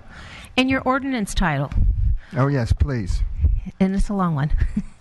Ordinance amending Thousand Oaks Municipal Code to retitle chapters 14 and 24 of Title 5 as Articles 42 and 43 respectively, of Chapter 4 of Title 9, and to renumber the respective sections within each article accordingly, and to amend sections within said articles as retitled and renumbered, to modify procedures for considering applications to remove oak and other landmark trees, and to remove the exemption standards for owner-planted oak trees, MCA 2014-70145. Thank you, Mrs. Mann. And that is adopted into law. Did you have a comment, Ms. I have a comment. Is there a second reading after this, or is this it? There is a second reading, and that will be in December. Oh, this is the second reading? No. Oh, that's what I thought. Oh. So December will be the second reading. Oh, all right. sorry. Thank you. Okay. We'll get there. All right. And on to our next public hearing, if you would open that one as well. Mrs. Mann? You have a hearing advertised as required by law is open to consider agenda item 8B, pre-zoning Z 2015-70338, and initiate the annexation ANX 2015-70331. Our applicants are Dirk and Marianne Gastold, located southwest corner of Elm Road and Combs Road. A speaker card is available to those wishing to address the City Council regarding this public hearing. 2 individuals have presented cards tonight, and pursuant to City Council standards, each individual is allocated 5 minutes. With a yellow light will display when you have 1 minute remaining. Thank you, Mrs. Mann. All right, Mr. Spector, go right ahead. Good evening, Mayor, members of the City Council. We're here tonight to consider a request to pre-zone a small area of land, 0.29 acres, prior to annexation from the county to the city. And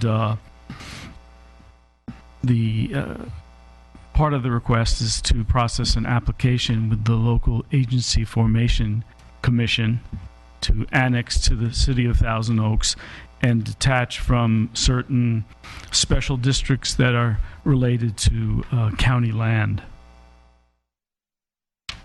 The applicant is planning to build a house on this vacant land, and this site must be annexed in order to receive water and wastewater services from the city. And the local agency formation commission requires that the site be pre-zoned prior to annexation, and the proposed zoning for this site is rural agricultural. Now here's a vicinity map of the sites within the unincorporated Ventu Park neighborhood. Here's an aerial view. This photo was taken in 2013. And here's a street view of the site. To the right is Combs Road, and to the left is Elm Road. And here's another view looking to the northwest of the property. Now, it's important to note that this proposed pre-zoning is consistent with zoning on 3 sides, north, south, and to the east. And the zoning designation that's being considered is consistent with the low-density residential general plan designation. So the Planning Commission and staff are recommending that council introduce the ordinance in your packet to pre-zone the property, and approved the resolution of application to annex to the city and detach from special districts related to county land. And that concludes my presentation, and I'll be happy to answer any questions. Thank you, Mr. Spector. Questions for Mr. Spector? All right, I have we do have a question. Ms. Bill LaPena. So this is, good evening, Mr. Spector. This is in an unincorporated island I of the wouldn't city. call it an island per se. Okay. It's just adjacent to The edge, okay. Yeah. And who then pays for the annexation? Is it the applicant? Yes. As well as for any sewer connections and all that cost, all that infrastructure improvement, the applicant pays for all of that? Yes, it's a responsibility of the applicant. Okay, and is the parcel right next to it, is that zone, is that unincorporated, or is that one of the few parcels that is also annexed? Let me see if I can figure out which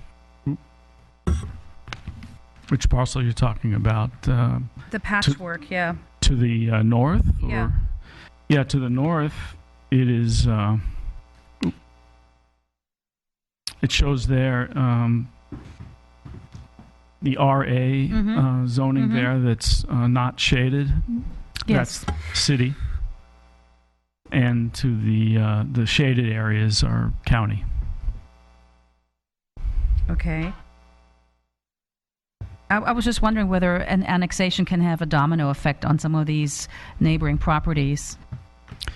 Well, these properties to the south, for example, they're already developed, so they don't need to annex to receive service from the city, for example. Okay. All right, thank you. You're welcome. Thank you very much. I do, any other questions? If not, I do have 2 speaker cards, one from the applicant, Dirk Gastaldo, followed by Shirley Shaw.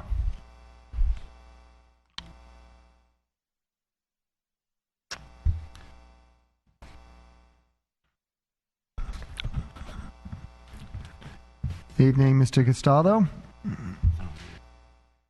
Hi, my name is Dirk Gastaldo from Newbury Park. My wife and I are the applicant in this situation. I'm really just here to answer any questions that you might have. We own the property just south of the lot. Our daughter and son-in-law, we drove across country with them about 5 months ago, and two weeks after we got here, our first grandchild was born. And they are currently living with us, and the plan is for them to live in the house that we plan to build on the lot. So that's the plan for the lot. And that's all I have to say. I see that Shirley is here, Shirley Shaw. She spoke at the Planning Commission about parking and our prohibition of parking on the lot, and I'm sure that's what she's here to speak to you about tonight. So I'm happy to address the issue of the neighbors illegally parking on our lot, but since that's not part of within the scope of the agenda item, I'll refrain from doing that unless you would like me to. You're entitled to a rebuttal. Oh, okay. All right. Any questions for Mr. Gastaldo? All right. Shirley Shaw.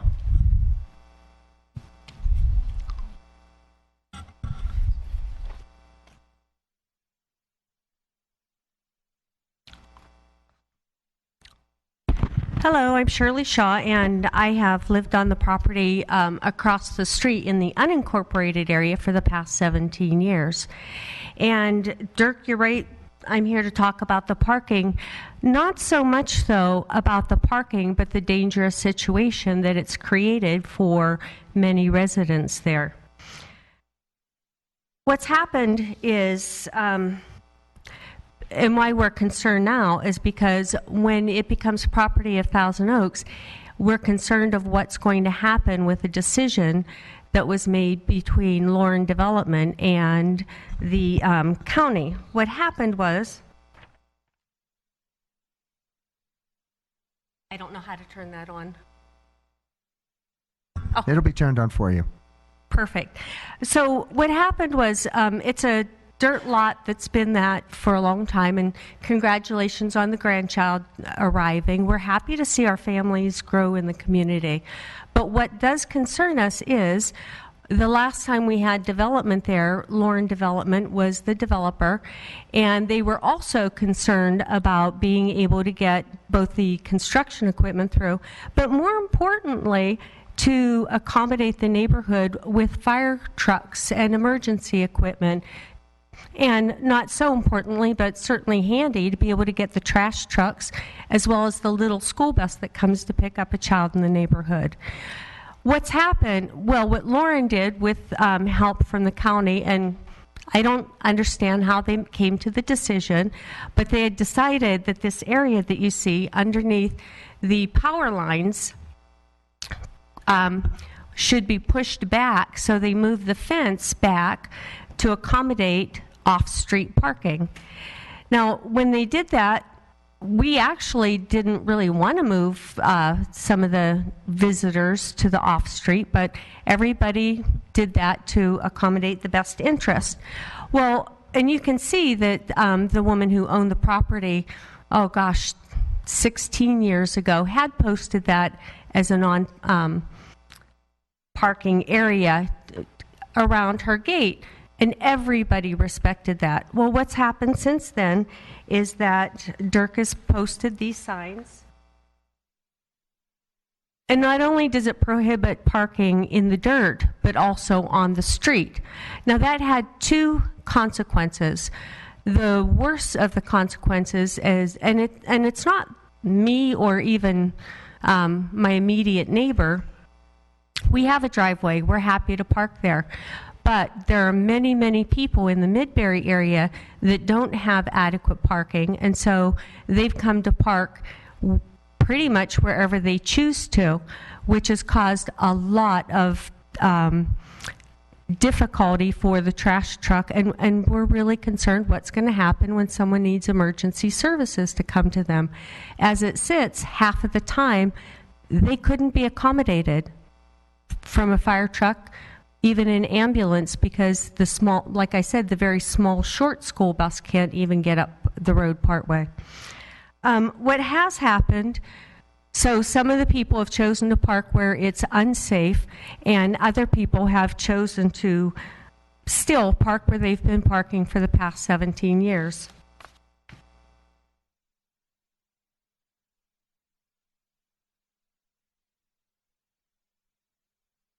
So that's just a few of the cars that have chosen to continue to park there.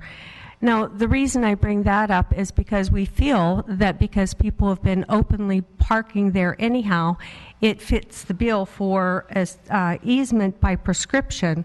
And by because people have continued to park there, the easement of prescription allows that area to be deemed as off-street parking. And we would like that to happen before development begins, because as difficult as the situation is now, we can't imagine what's going to happen when we have a lot of construction equipment moving in and out of there. So those are my comments. All right, questions? thank you, Ms. Shaw. A question from Mr. Price. Yeah, Ms. Shaw, thank you. I'm a little bit confused. The area where these vehicles are parking, and you've shown a truck parked on the street there, is that on the property that's owned by Mr. Gastaldo? Yes. Okay. And not mine. I haven't done that. No. I wasn't asking whose vehicle it was, but the property that the vehicles are parking on that you're objecting to is property owned by and property that Mr. Gastaldo intends to develop. And well, yes and no. According to Ventura County, 15 years ago, it was actually an easement because of the utilities, and that's why they moved the fence back, because they called it an easement, a public easement. Okay. With an annexation, it would become, that property would become under the control of the city rather than the county. So that may resolve that. We can perhaps hear from staff about that. So you're not objecting to the construction of a home on this property? No, like I said, Your concern is that you want to make sure emergency vehicles can get in there. Exactly. Should that be necessary? Exactly. Well, I would certainly share that concern, but I believe, and we may have staff respond to this, but I believe that can probably be addressed. So, but thank you. Appreciate it. Thank you, Ms. Shaw. And thank you, Mr. Price. Ms. Bilder-Pena, did you have a question? Not for her, but for staff. Well, let's see what Okay. Mr. Spector Should I said. No, you can be seated. Mr. Spector, your comments.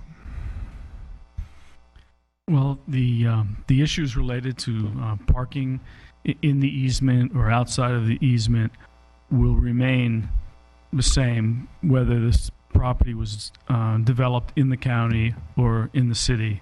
It's a side issue, I'd say, that it's just not germane to the annexation and pre-zoning question.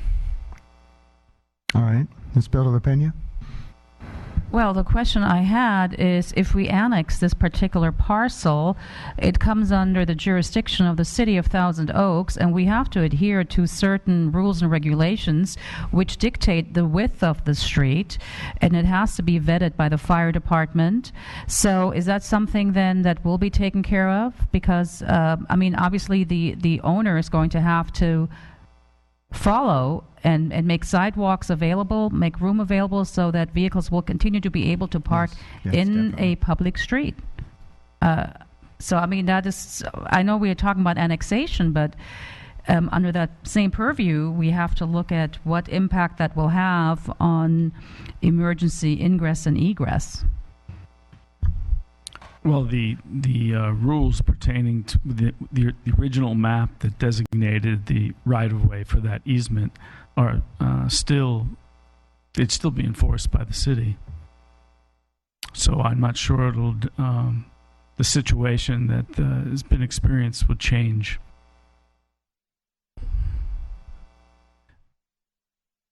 Mr. Spector, if the easement is maintained, that doesn't mean that the property owner can't get some sort of beneficial use from the property. I mean, we have easements on properties throughout the city of Thousand Oaks here, but we don't allow people to park cars on them. That still belongs to the owner of the property, right. Does it not? Okay. Well, that's what I mean. The restrictions on the use of of land would be the same, whether it's under county jurisdiction or city jurisdiction. So hypothetically, then, if Mr. Gastaldo were to develop that area where cars are now parking and make that part of his front yard, clearly people wouldn't be parking on his front yard, and if they were, he'd probably enforce those signs that he's put out there and have them towed away with the assistance of the police department. That's my understanding. I mean, I don't know all the ins and outs of all the documents that relate to the easement, but that's my understanding. Okay. Thank you. All right. Thank you. All right. Ms. Noonan, did you have something? Again, I was just trying to recall, this is just for a single house, right? Yes. Yeah. So there's no other discretionary entitlements after this? Well, there'll After be the a annexation. PPD permit. Okay. All right. Very good. Mr. Castaldo, you have a rebuttal time.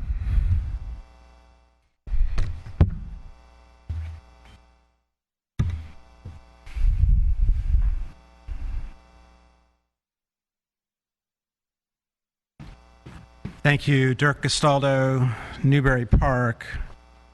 The cars that are parked currently on the lot are owned by us. So those are our cars, our truck, parked on our property.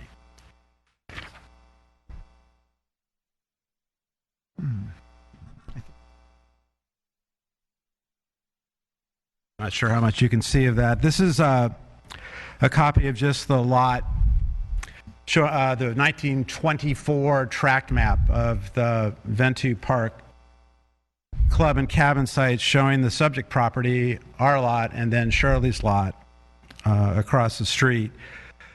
There's a reservation for a roadway on the dedication sheet of this map, which is where the easement arises, or out from which the easement arises. In the unincorporated area of Ventura Park, legal fee ownership lot lines for the tract map recorded in 1924 go to the center of the streets. Our legal lot extends to the center of Combs and Elm roads. There's a reservation on the tract map for private roadways over Combs and Elm roads, and people have a right to drive and to park transitorily in that easement. No one, however, has any right to park on our lot beyond this easement, period. There is nothing recorded allowing such additional use. No agreements by me or previous owners allow any incursions on the balance of our lot.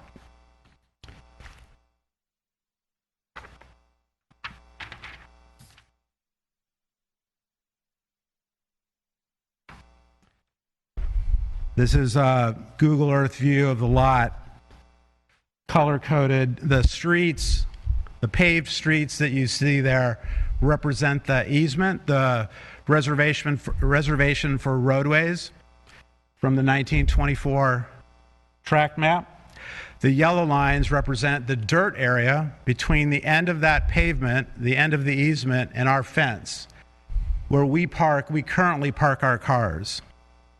We do not allow people who are not authorized by us to park in that yellow area, which is private property. It's our private property, unencumbered by any easement. And that's all I have to say. Any questions? Mr. Price. That begs the question: what do you plan to do when you develop the property? Do you plan to develop out to the edge there, or are you just going to? Well, absolutely. There'll be a yard, a front yard, a side yard. Yes. Because as it exists now, there's no parking on the street. There. You can, in California, under California law. It's not posted no parking. No, in that easement, that paved, so the paved road can be used for driving and for what's called transitory parking under California law. So that will continue. Nobody, though, parks generally in the streets because to do so, you would end up blocking a good part of the road. They're private streets. So the yellow portions of that map that you had up there. Yes. You intend to develop all of that with a yard, a side yard, front yard, lawn, and you won't be parking there anymore? No. I mean, we'll probably have parking area, a certain parking area, and certainly the entry to the driveway will be across that. Okay. Absolutely.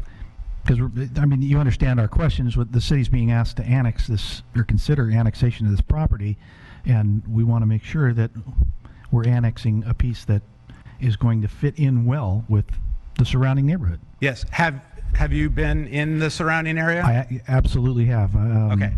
So I'm having a hard time picturing exactly where this is at this point because it is a private road, and I probably didn't walk down your private road. It's private road because it's owned by the property owners. Right. But it's public access, so anybody can walk there. Okay. Almost all, and I'd say a good 90+%. In fact, even more than that.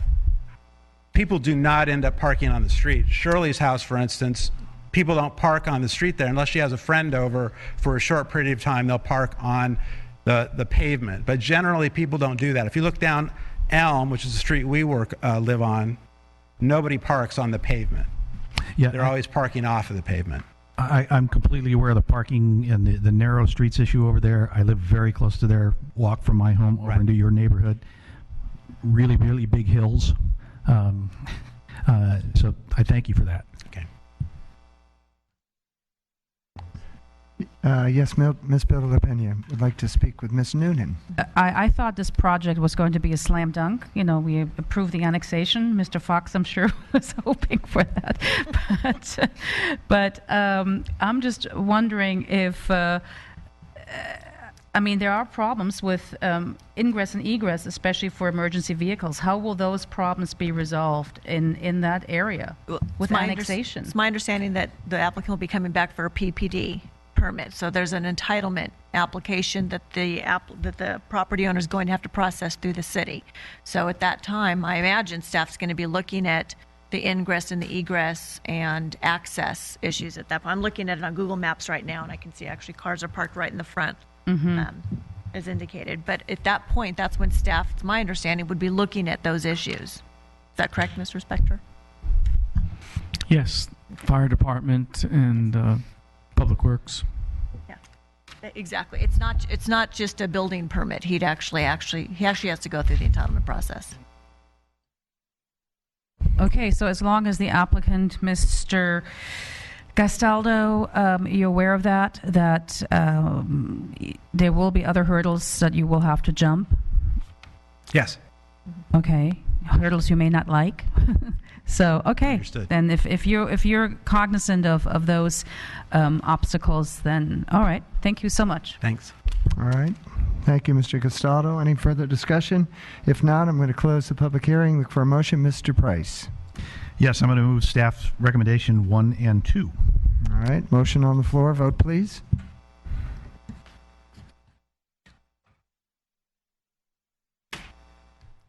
That motion carries 5-0.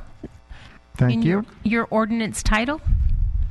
An ordinance for pre-zoning property at southwest corner of Elm Road and Combs Road prior to annexation. Z 2015-70338. Your applicant is Dirk and Marianne Gastaldo. Thank you, Mrs. Mann. All right, on to a department report. We're going to get a 6-month status report on the traffic control measures on Newbury Road, east of Hague. And Mr. Cliff Finley will give us that report. Yes, good evening, Mayor. Actually, Jim Mashiko, our senior engineer for traffic, is going to provide that report All for you right. this evening. Very good. Yes, thank you, Mayor Adam, council members. This is a 6-month status report on the impact of installing stop signs on Newberry Road at Hague Road this past April, and the stop signs were approved by council after having 2 neighborhood meetings based on a request to install speed humps along Newberry Road east of Hague Road. Here's a location map that shows Newberry Road located south of the 101 freeway, Lynn Road to the east, Ventura Park Road to the west, and the dark circle there indicates the location of the new stop signs. Back in April of this year, April 14th, the council voted 5-0 to implement a phased implementation approach to resolve traffic concerns on Newberry Road. Council directed staff to install the stop signs at Hague and Newberry to resolve impaired sight distance issues at the intersection. And then they directed staff to remeasure traffic conditions in the neighborhood after a couple months and report back with the new traffic statistics. And based on these statistics, council would determine if additional action is warranted. Here's a couple photos I'll show you of the new stop signs at the intersection of Hague and Newberry. This is the eastbound view. Here's the northbound view from Hague Road, and just off to the left, you'll see that there's some corner landscaping that causes impaired sight distance at the intersection. Here's a westbound view of the intersection. And further down to the east end of Newberry Road, we installed a radar feedback sign. The sign faces westbound traffic, and it's closer to Green Meadow Avenue. So to assess the condition or the before and after impact of the stop signs and the radar feedback signs, we measured neighborhood traffic volumes on Newberry Road, traffic volumes in the neighborhood. We observed traffic or driver behavior at the stop signs, and the police kept count of any citations issued for moving violations along the street. This first graphic indicates that that speeds were reduced on Newberry Road. 2 measurements were taken. One was closer to Hague Road, and another measurement was taken closer to Green Meadow Avenue. We saw a reduction of speed about 2 to 3 miles an hour in the prevailing speed. The second graphic illustrates the before and after traffic volumes along Newberry Road, Hague Road, and Green Meadow Avenue. Basically indicates that there was essentially minimal impact or minimal change in traffic volume along any of these 3 streets. This third graphic illustrates driver behavior at the stop sign during the first week of operation and about 5 months after. We noticed that by our observations, drivers either came to a full stop, rolling stop at slow speed, and rolling stop a little bit faster speeds. But basically over a 5-month period, driver behavior improved. Also, in terms of citations that were issued, there was only 1 citation issued for failing to stop, and there was no citations issued for unsafe speed. Prior to the installation of the stop signs, the police were averaging about 1 speeding citation per month on Newberry Road. One key finding that we did see was that Newberry Road no longer fulfills the city's speed hump policy criteria. As I mentioned earlier, due to the reduced speed levels, the speed component of the policy is no longer satisfied. So in summary, we had a reduction of speed on Newberry Road. Speed hump policy is no longer met. No diversion of traffic to other neighborhood streets. The stop signs, driver compliance has improved after 5 months, and there are no reported collisions at the subject intersection. So with that, the staff recommendation is noted in the staff report, and this concludes this presentation. We'll be happy to answer any questions of council. Thank you, Mr. Mashiko. Any questions for Mr. Mashiko? No? All right. If not, then I do have a speaker card. Thank you. Thank you very much. In fact, I have a couple. First up is Mr. Rick McHenry, followed by Mr. Kidwai.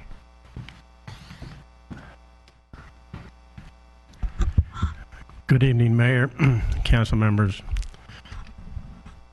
This process has been an ordeal.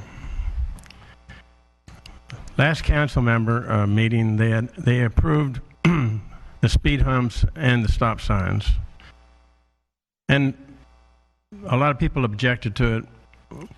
We had all of or majority of the people on Newberry Road approving it. Now I'm understanding that Green Meadow is having the same issues.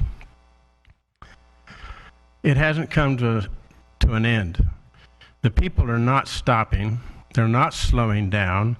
They drive by my house at 50 and 60 miles an hour. We're not getting the police support that we asked for. It is a knee-jerk reaction from everybody on the staff. It has not been a proactive measure. I'm probably the only one for the first 2.5 years that called the city and called the police department. Now Green Meadow is jumping on the bandwagon. I support them 100%, as do the members, the homeowners on Newberry Road. Something has to happen to slow the traffic down. These people are adults, they're educated, but they drive like idiots. They have not learned. We go out there, we ask them to slow down, we point to the sign, we wave at them, we holler at them. I'm doing it on Newberry Road. There are other homeowners on Green Meadow doing the same thing. I hope that this passes and we get these speed humps as it was approved last time 6 months ago. Any questions? Questions? Thank you, Mr. Henry. Nick Kidwai.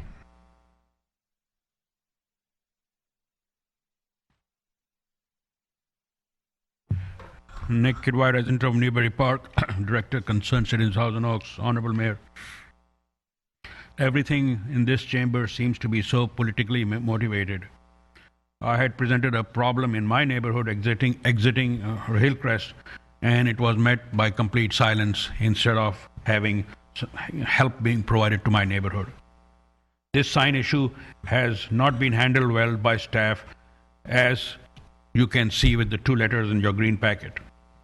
They should be addressed, and as usual, I have not heard staff respond to the concerns, which are very legitimate, that are raised by those 2 neighbors about moving the sign, etc.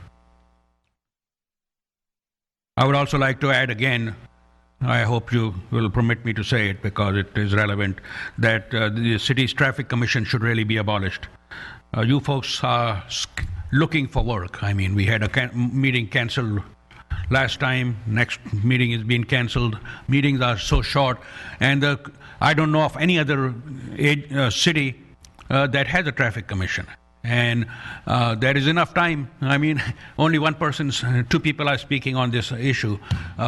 There's no originally in 1994 it was established because the meetings were running till 2 or 3 in the morning, etc. And if you are going to have a committee, run it properly. I mean, we just had a group of slow growthers asking for another committee for the Oaks. But this meeting the last traffic commission meeting had so many violations, it's not even funny. And I did get off my behind, and I have sent a report complaint to both the DA as well as the grand jury because a standing committee on television should not make a joke of itself. The recordings are there. You can see they don't even vote on the minutes, and so it's shoddy work is being done. And even though I criticize the council, I mean, these meetings are run fairly well, much better, and those are some of the things that you should revisit and look at. I mean, even the appointment of the traffic commission was completely political. I mean, we all know that. I don't want to repeat it. Listen to the residents and answer their queries. That's what is the problem over here. That's why, I mean, the GOP candidates were saying, Carly Fiorina just said, we need to take our government back. And I second that motion. Thank you. Thank you, Mr. Kidwai. I do have a written card as well, which we will enter into the record. Mr. Mashiko, any response? I do have a comment to make about comment regarding the stop sign at the intersection of Hagen and Newberry. We received an email regarding the visibility of the sign that possibly it may need to be relocated. That's something that we'll look into. I know that when we placed the stop sign out there, we're conscientious about trying not to make the sign too I guess, impactful in terms of aesthetics to the house that it was placed in front of, but that's something we'll look into. All right, thank you. Questions for Mr. Machiko? All right. What about the speeding? Commander Hagel? Well, that the gentleman mentioned. For the past 6 months since we started this program on that street, we have done an extensive enforcement and education in that area, and we have not found a rise. Our observations have backed up exactly the same, that people are slowing down, they're coming into that stop sign. We still have quite a bit of enforcement activity at the intersection of Ventura and Newberry.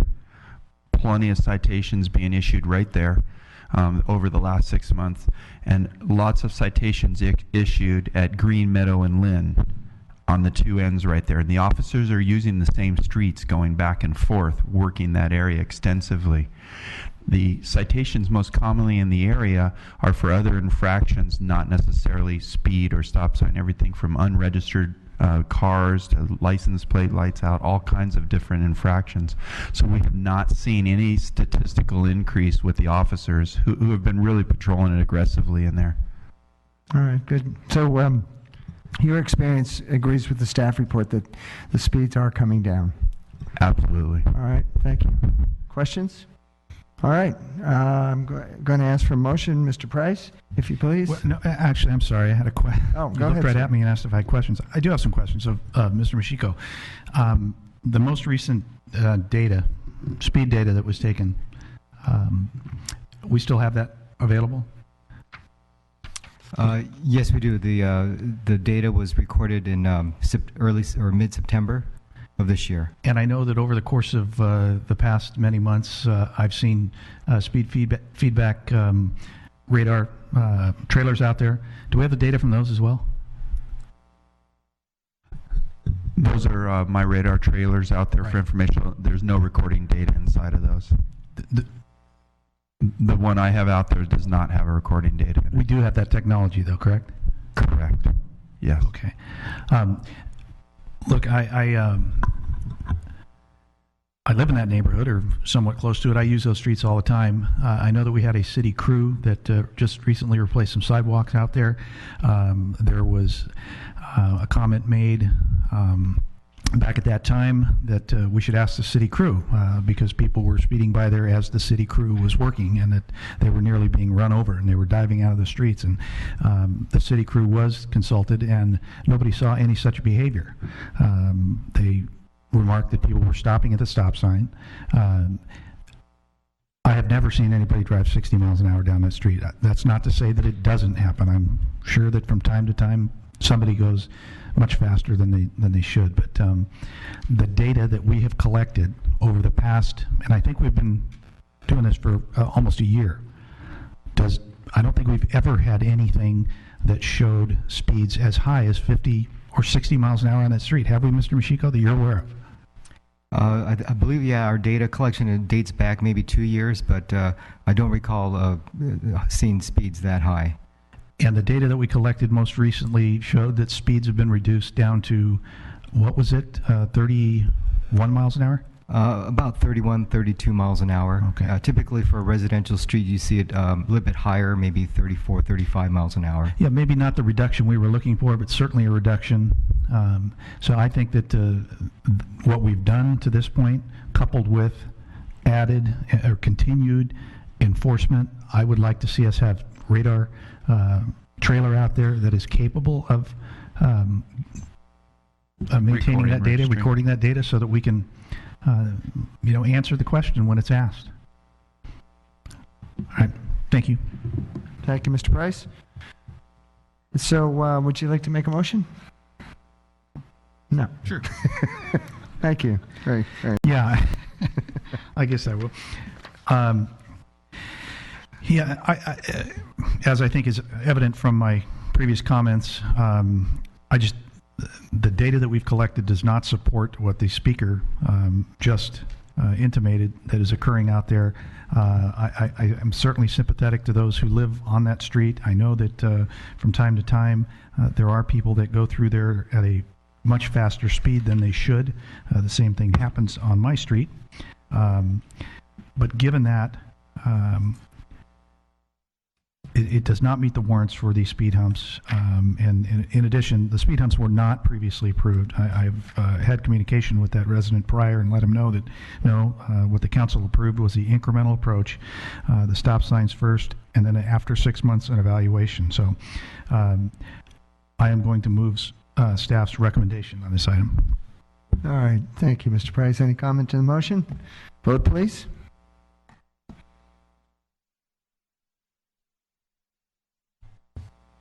That motion carries 5-0. Thank you. All righty. Next up, we have our Council on Aging to report to us this evening. And Nick Fotheringham, a loyal and longtime member of the council, will be giving us the report. Well, good evening, Mayor, City Council, and staff. My name is Nick Fotheringham, and I'm the chair of the Council on Aging. And in the interest of time, I'm here to assure you that our report is worthy of your approval and see if there are any questions. Oh, all right. Nice, succinct report. I will, well, I should defer to my other council members first. Ms. Bilda LaPena. Thank you, Mr. Fotheringham. I actually do have a question, and that is the village-to-village concept and how the research has been going thus far. If you could state that publicly as to how realistic it would be or is to actually implement that concept in a city the size of Thousand Oaks. Well, the Thousand Oaks is quite large enough to support a village and so forth. There have been villages that have been developed successfully in smaller communities, and so we don't have a problem with not having enough eligible people in the community. And based upon the research that we did, there's certainly enough enthusiasm among those people. We certainly won't know till we begin to operate and ask people if they're willing to sign up, whether or not that'll occur, but we certainly have a strong basis for optimism at this point. Are you working with any of the other organizations in our city, the nonprofits, to help with meeting the goals of the Council on Aging, the proposed goals? Other than village to village? Mm-hmm. That included?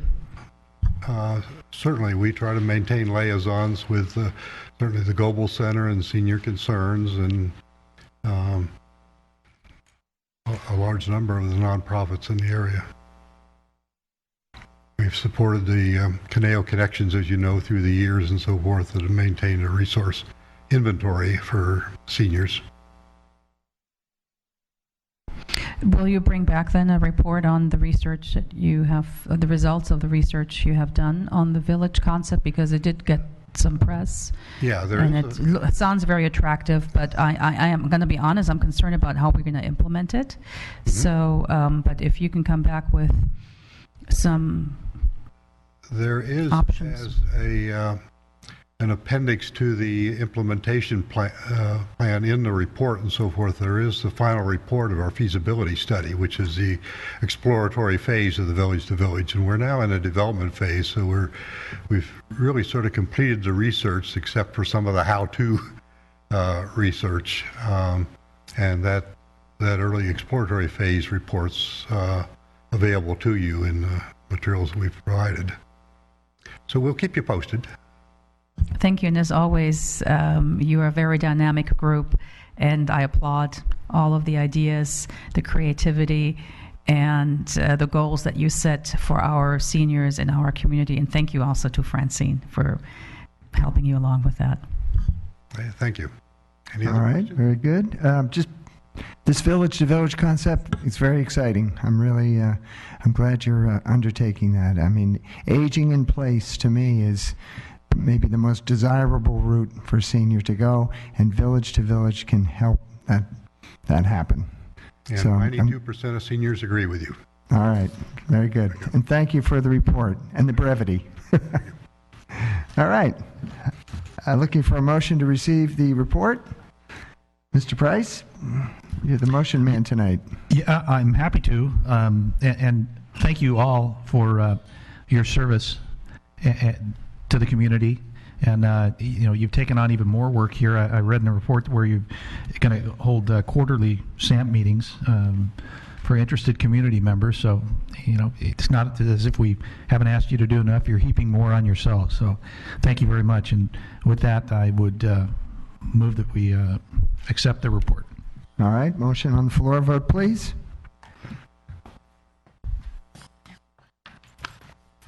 That motion carries 5-0. Thank you very much. One more issue, and that is the Sports Facility Endowment Fund. Margaret Ambrose will be giving us that report. Hello, Margaret. Hello. Good evening, council members and Mayor Adam.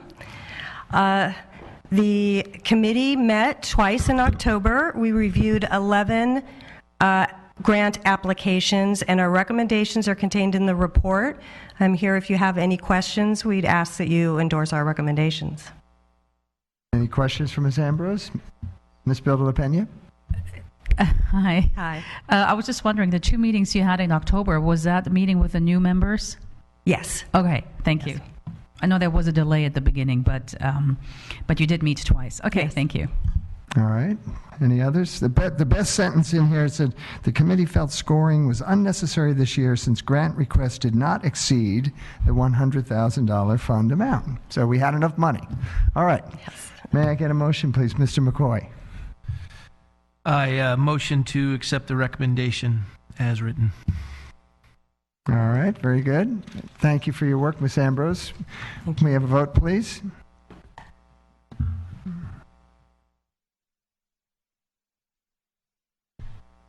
Councilmember Fox, I need your vote. The motion carries 5-0. Thank you. Mr. Price, would you like to tell us what happened at the National League of Cities Congress? I'd love to.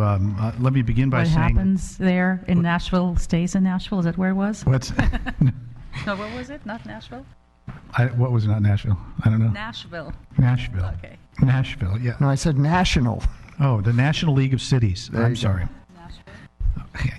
Yes, this past week I attended the National League of Cities Congress of Cities. It happened to be in Nashville, Tennessee. A wonderful place to visit. A lot going on there.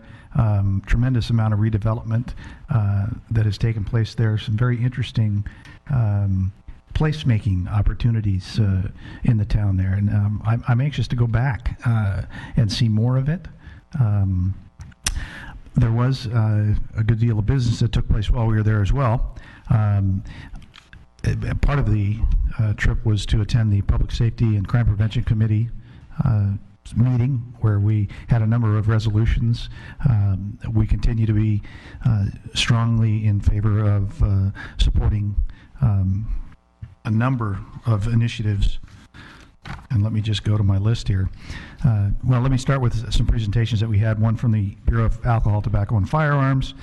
They talked specifically about the NIBIN, which I'm intimately familiar with, the National Integrated Ballistic Identification Network. That's a system where shell casings that are picked up at crime scenes and weapons that are taken into police custody across this country are test-fired, or evidence casings are imaged and put into a database.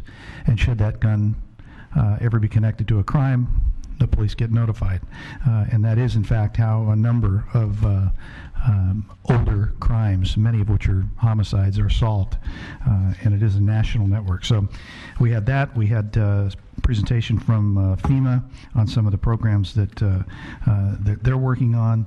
And most importantly, in finishing up our work on the policy committee, we identified a number of areas that we're going to continue to study in 2016. That includes the criminal justice reform, opioid and heroin abuse, and the community paramedicine services that are starting to become prevalent in many cities. And again, a number of what are they?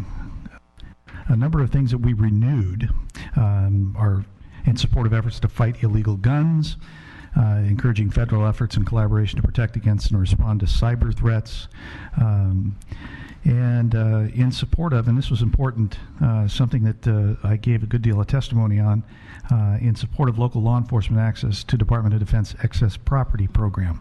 So all of those, along with one of our keynote speakers happened to be the Vice President, Mr. Biden, and there was a closing event where we were entertained by Martina McBride of country music fame. So thank you very much.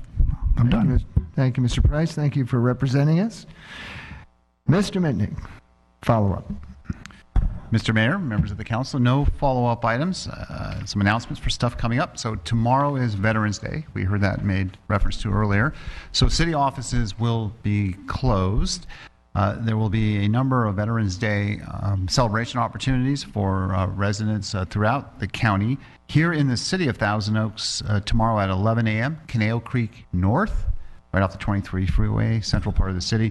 There will be some Veterans Day ceremonies, including a military flyover, a band, that type of thing.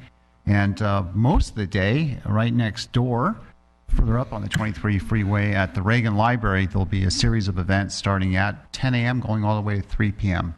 There's also stuff in the western portion of Ventura County if you are interested in that.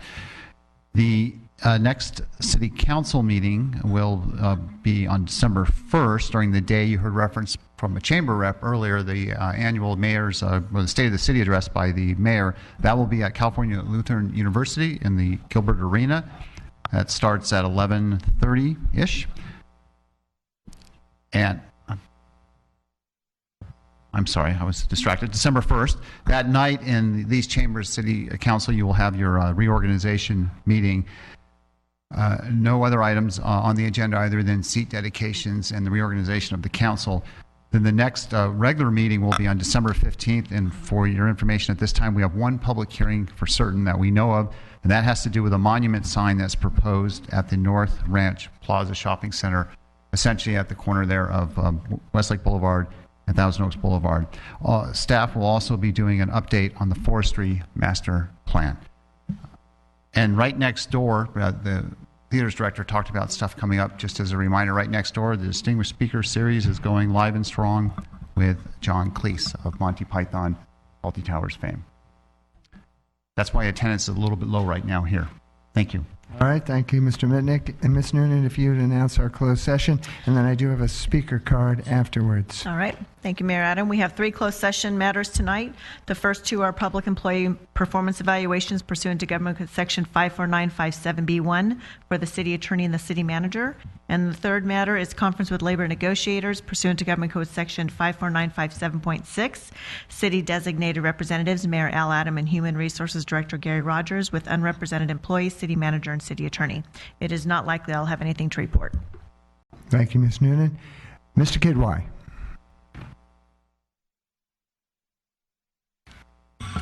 Nick Kidwai, resident of Newbury Park, representing concerned citizens of Thousand Oaks. Honorable Mayor, I used to be amazed at Mr. Brimhall's salary and the way his increases were rammed through by this body. Only Mr. Fox remains here from that time. In retrospect, Mr. Brimhall, who's city manager emeritus, seems like a Boy Scout compared to the present company. The taxpayers, the middle class Americans, Mr. Mayor, have not had a raise in 30 years. That's according to all the records after adjusting for inflation. And for the record, Mr. Brimhall was paid a paltry $8,000 a month, less than $100,000, and his retirement is about $8,000 a month. Whereas all the executives that have retired in the past, present company also, if they retire, will make close to $180,000, $200,000, $175,000 a year for life. And may they have a long life, which they will, 95. And the taxpayers on the hook for it. This system, like Carly Fiorina just said earlier, I had to miss the debate, is broke. It's not. It cannot stand on its legs the way it is going right now.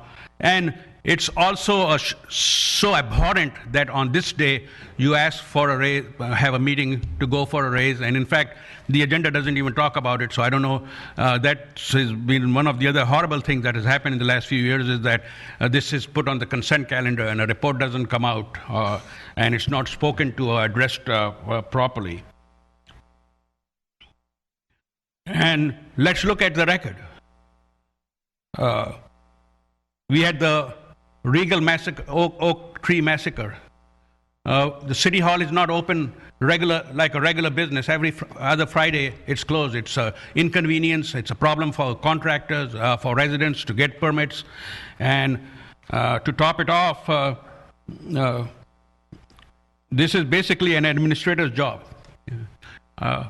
Take a look at Amgen or Baxter even. They have no pension plans. They make 150,000 VPs do, not twice as much. Our administration is making more than our congresswoman or assemblywoman, and the job is a simple job. It's not a complex job. I don't have too many problems with the city attorney's salary, because if you are successful and good in the private sector, you will have to work your tail off, but you can make 300, 400, 500,000. But the city manager's job is not one that requires that much money. It's about time that you looked at it and rolled and have the courage, like Mr. McCoy has, that we put faith in him to roll it back, to make it reasonable, and give some break to the taxpayers. Thank you. Thank you, Mr. Goodway. Mr. McCoy would like to make a comment, please. I would like to recognize that today is the 240th birthday of the United States Marine Corps. 2 Marines in our family, and my dad was a naval officer. My godfather was a naval officer, and they used to say the Marines were part of the Navy, but the best part. So, happy birthday to all the Marines. Semper Fidelis. All right, excellent. Semper Fi. Ladies and gentlemen, we're going to adjourn to our reorganization meeting on December 1st. Thank you for tuning in, and good evening.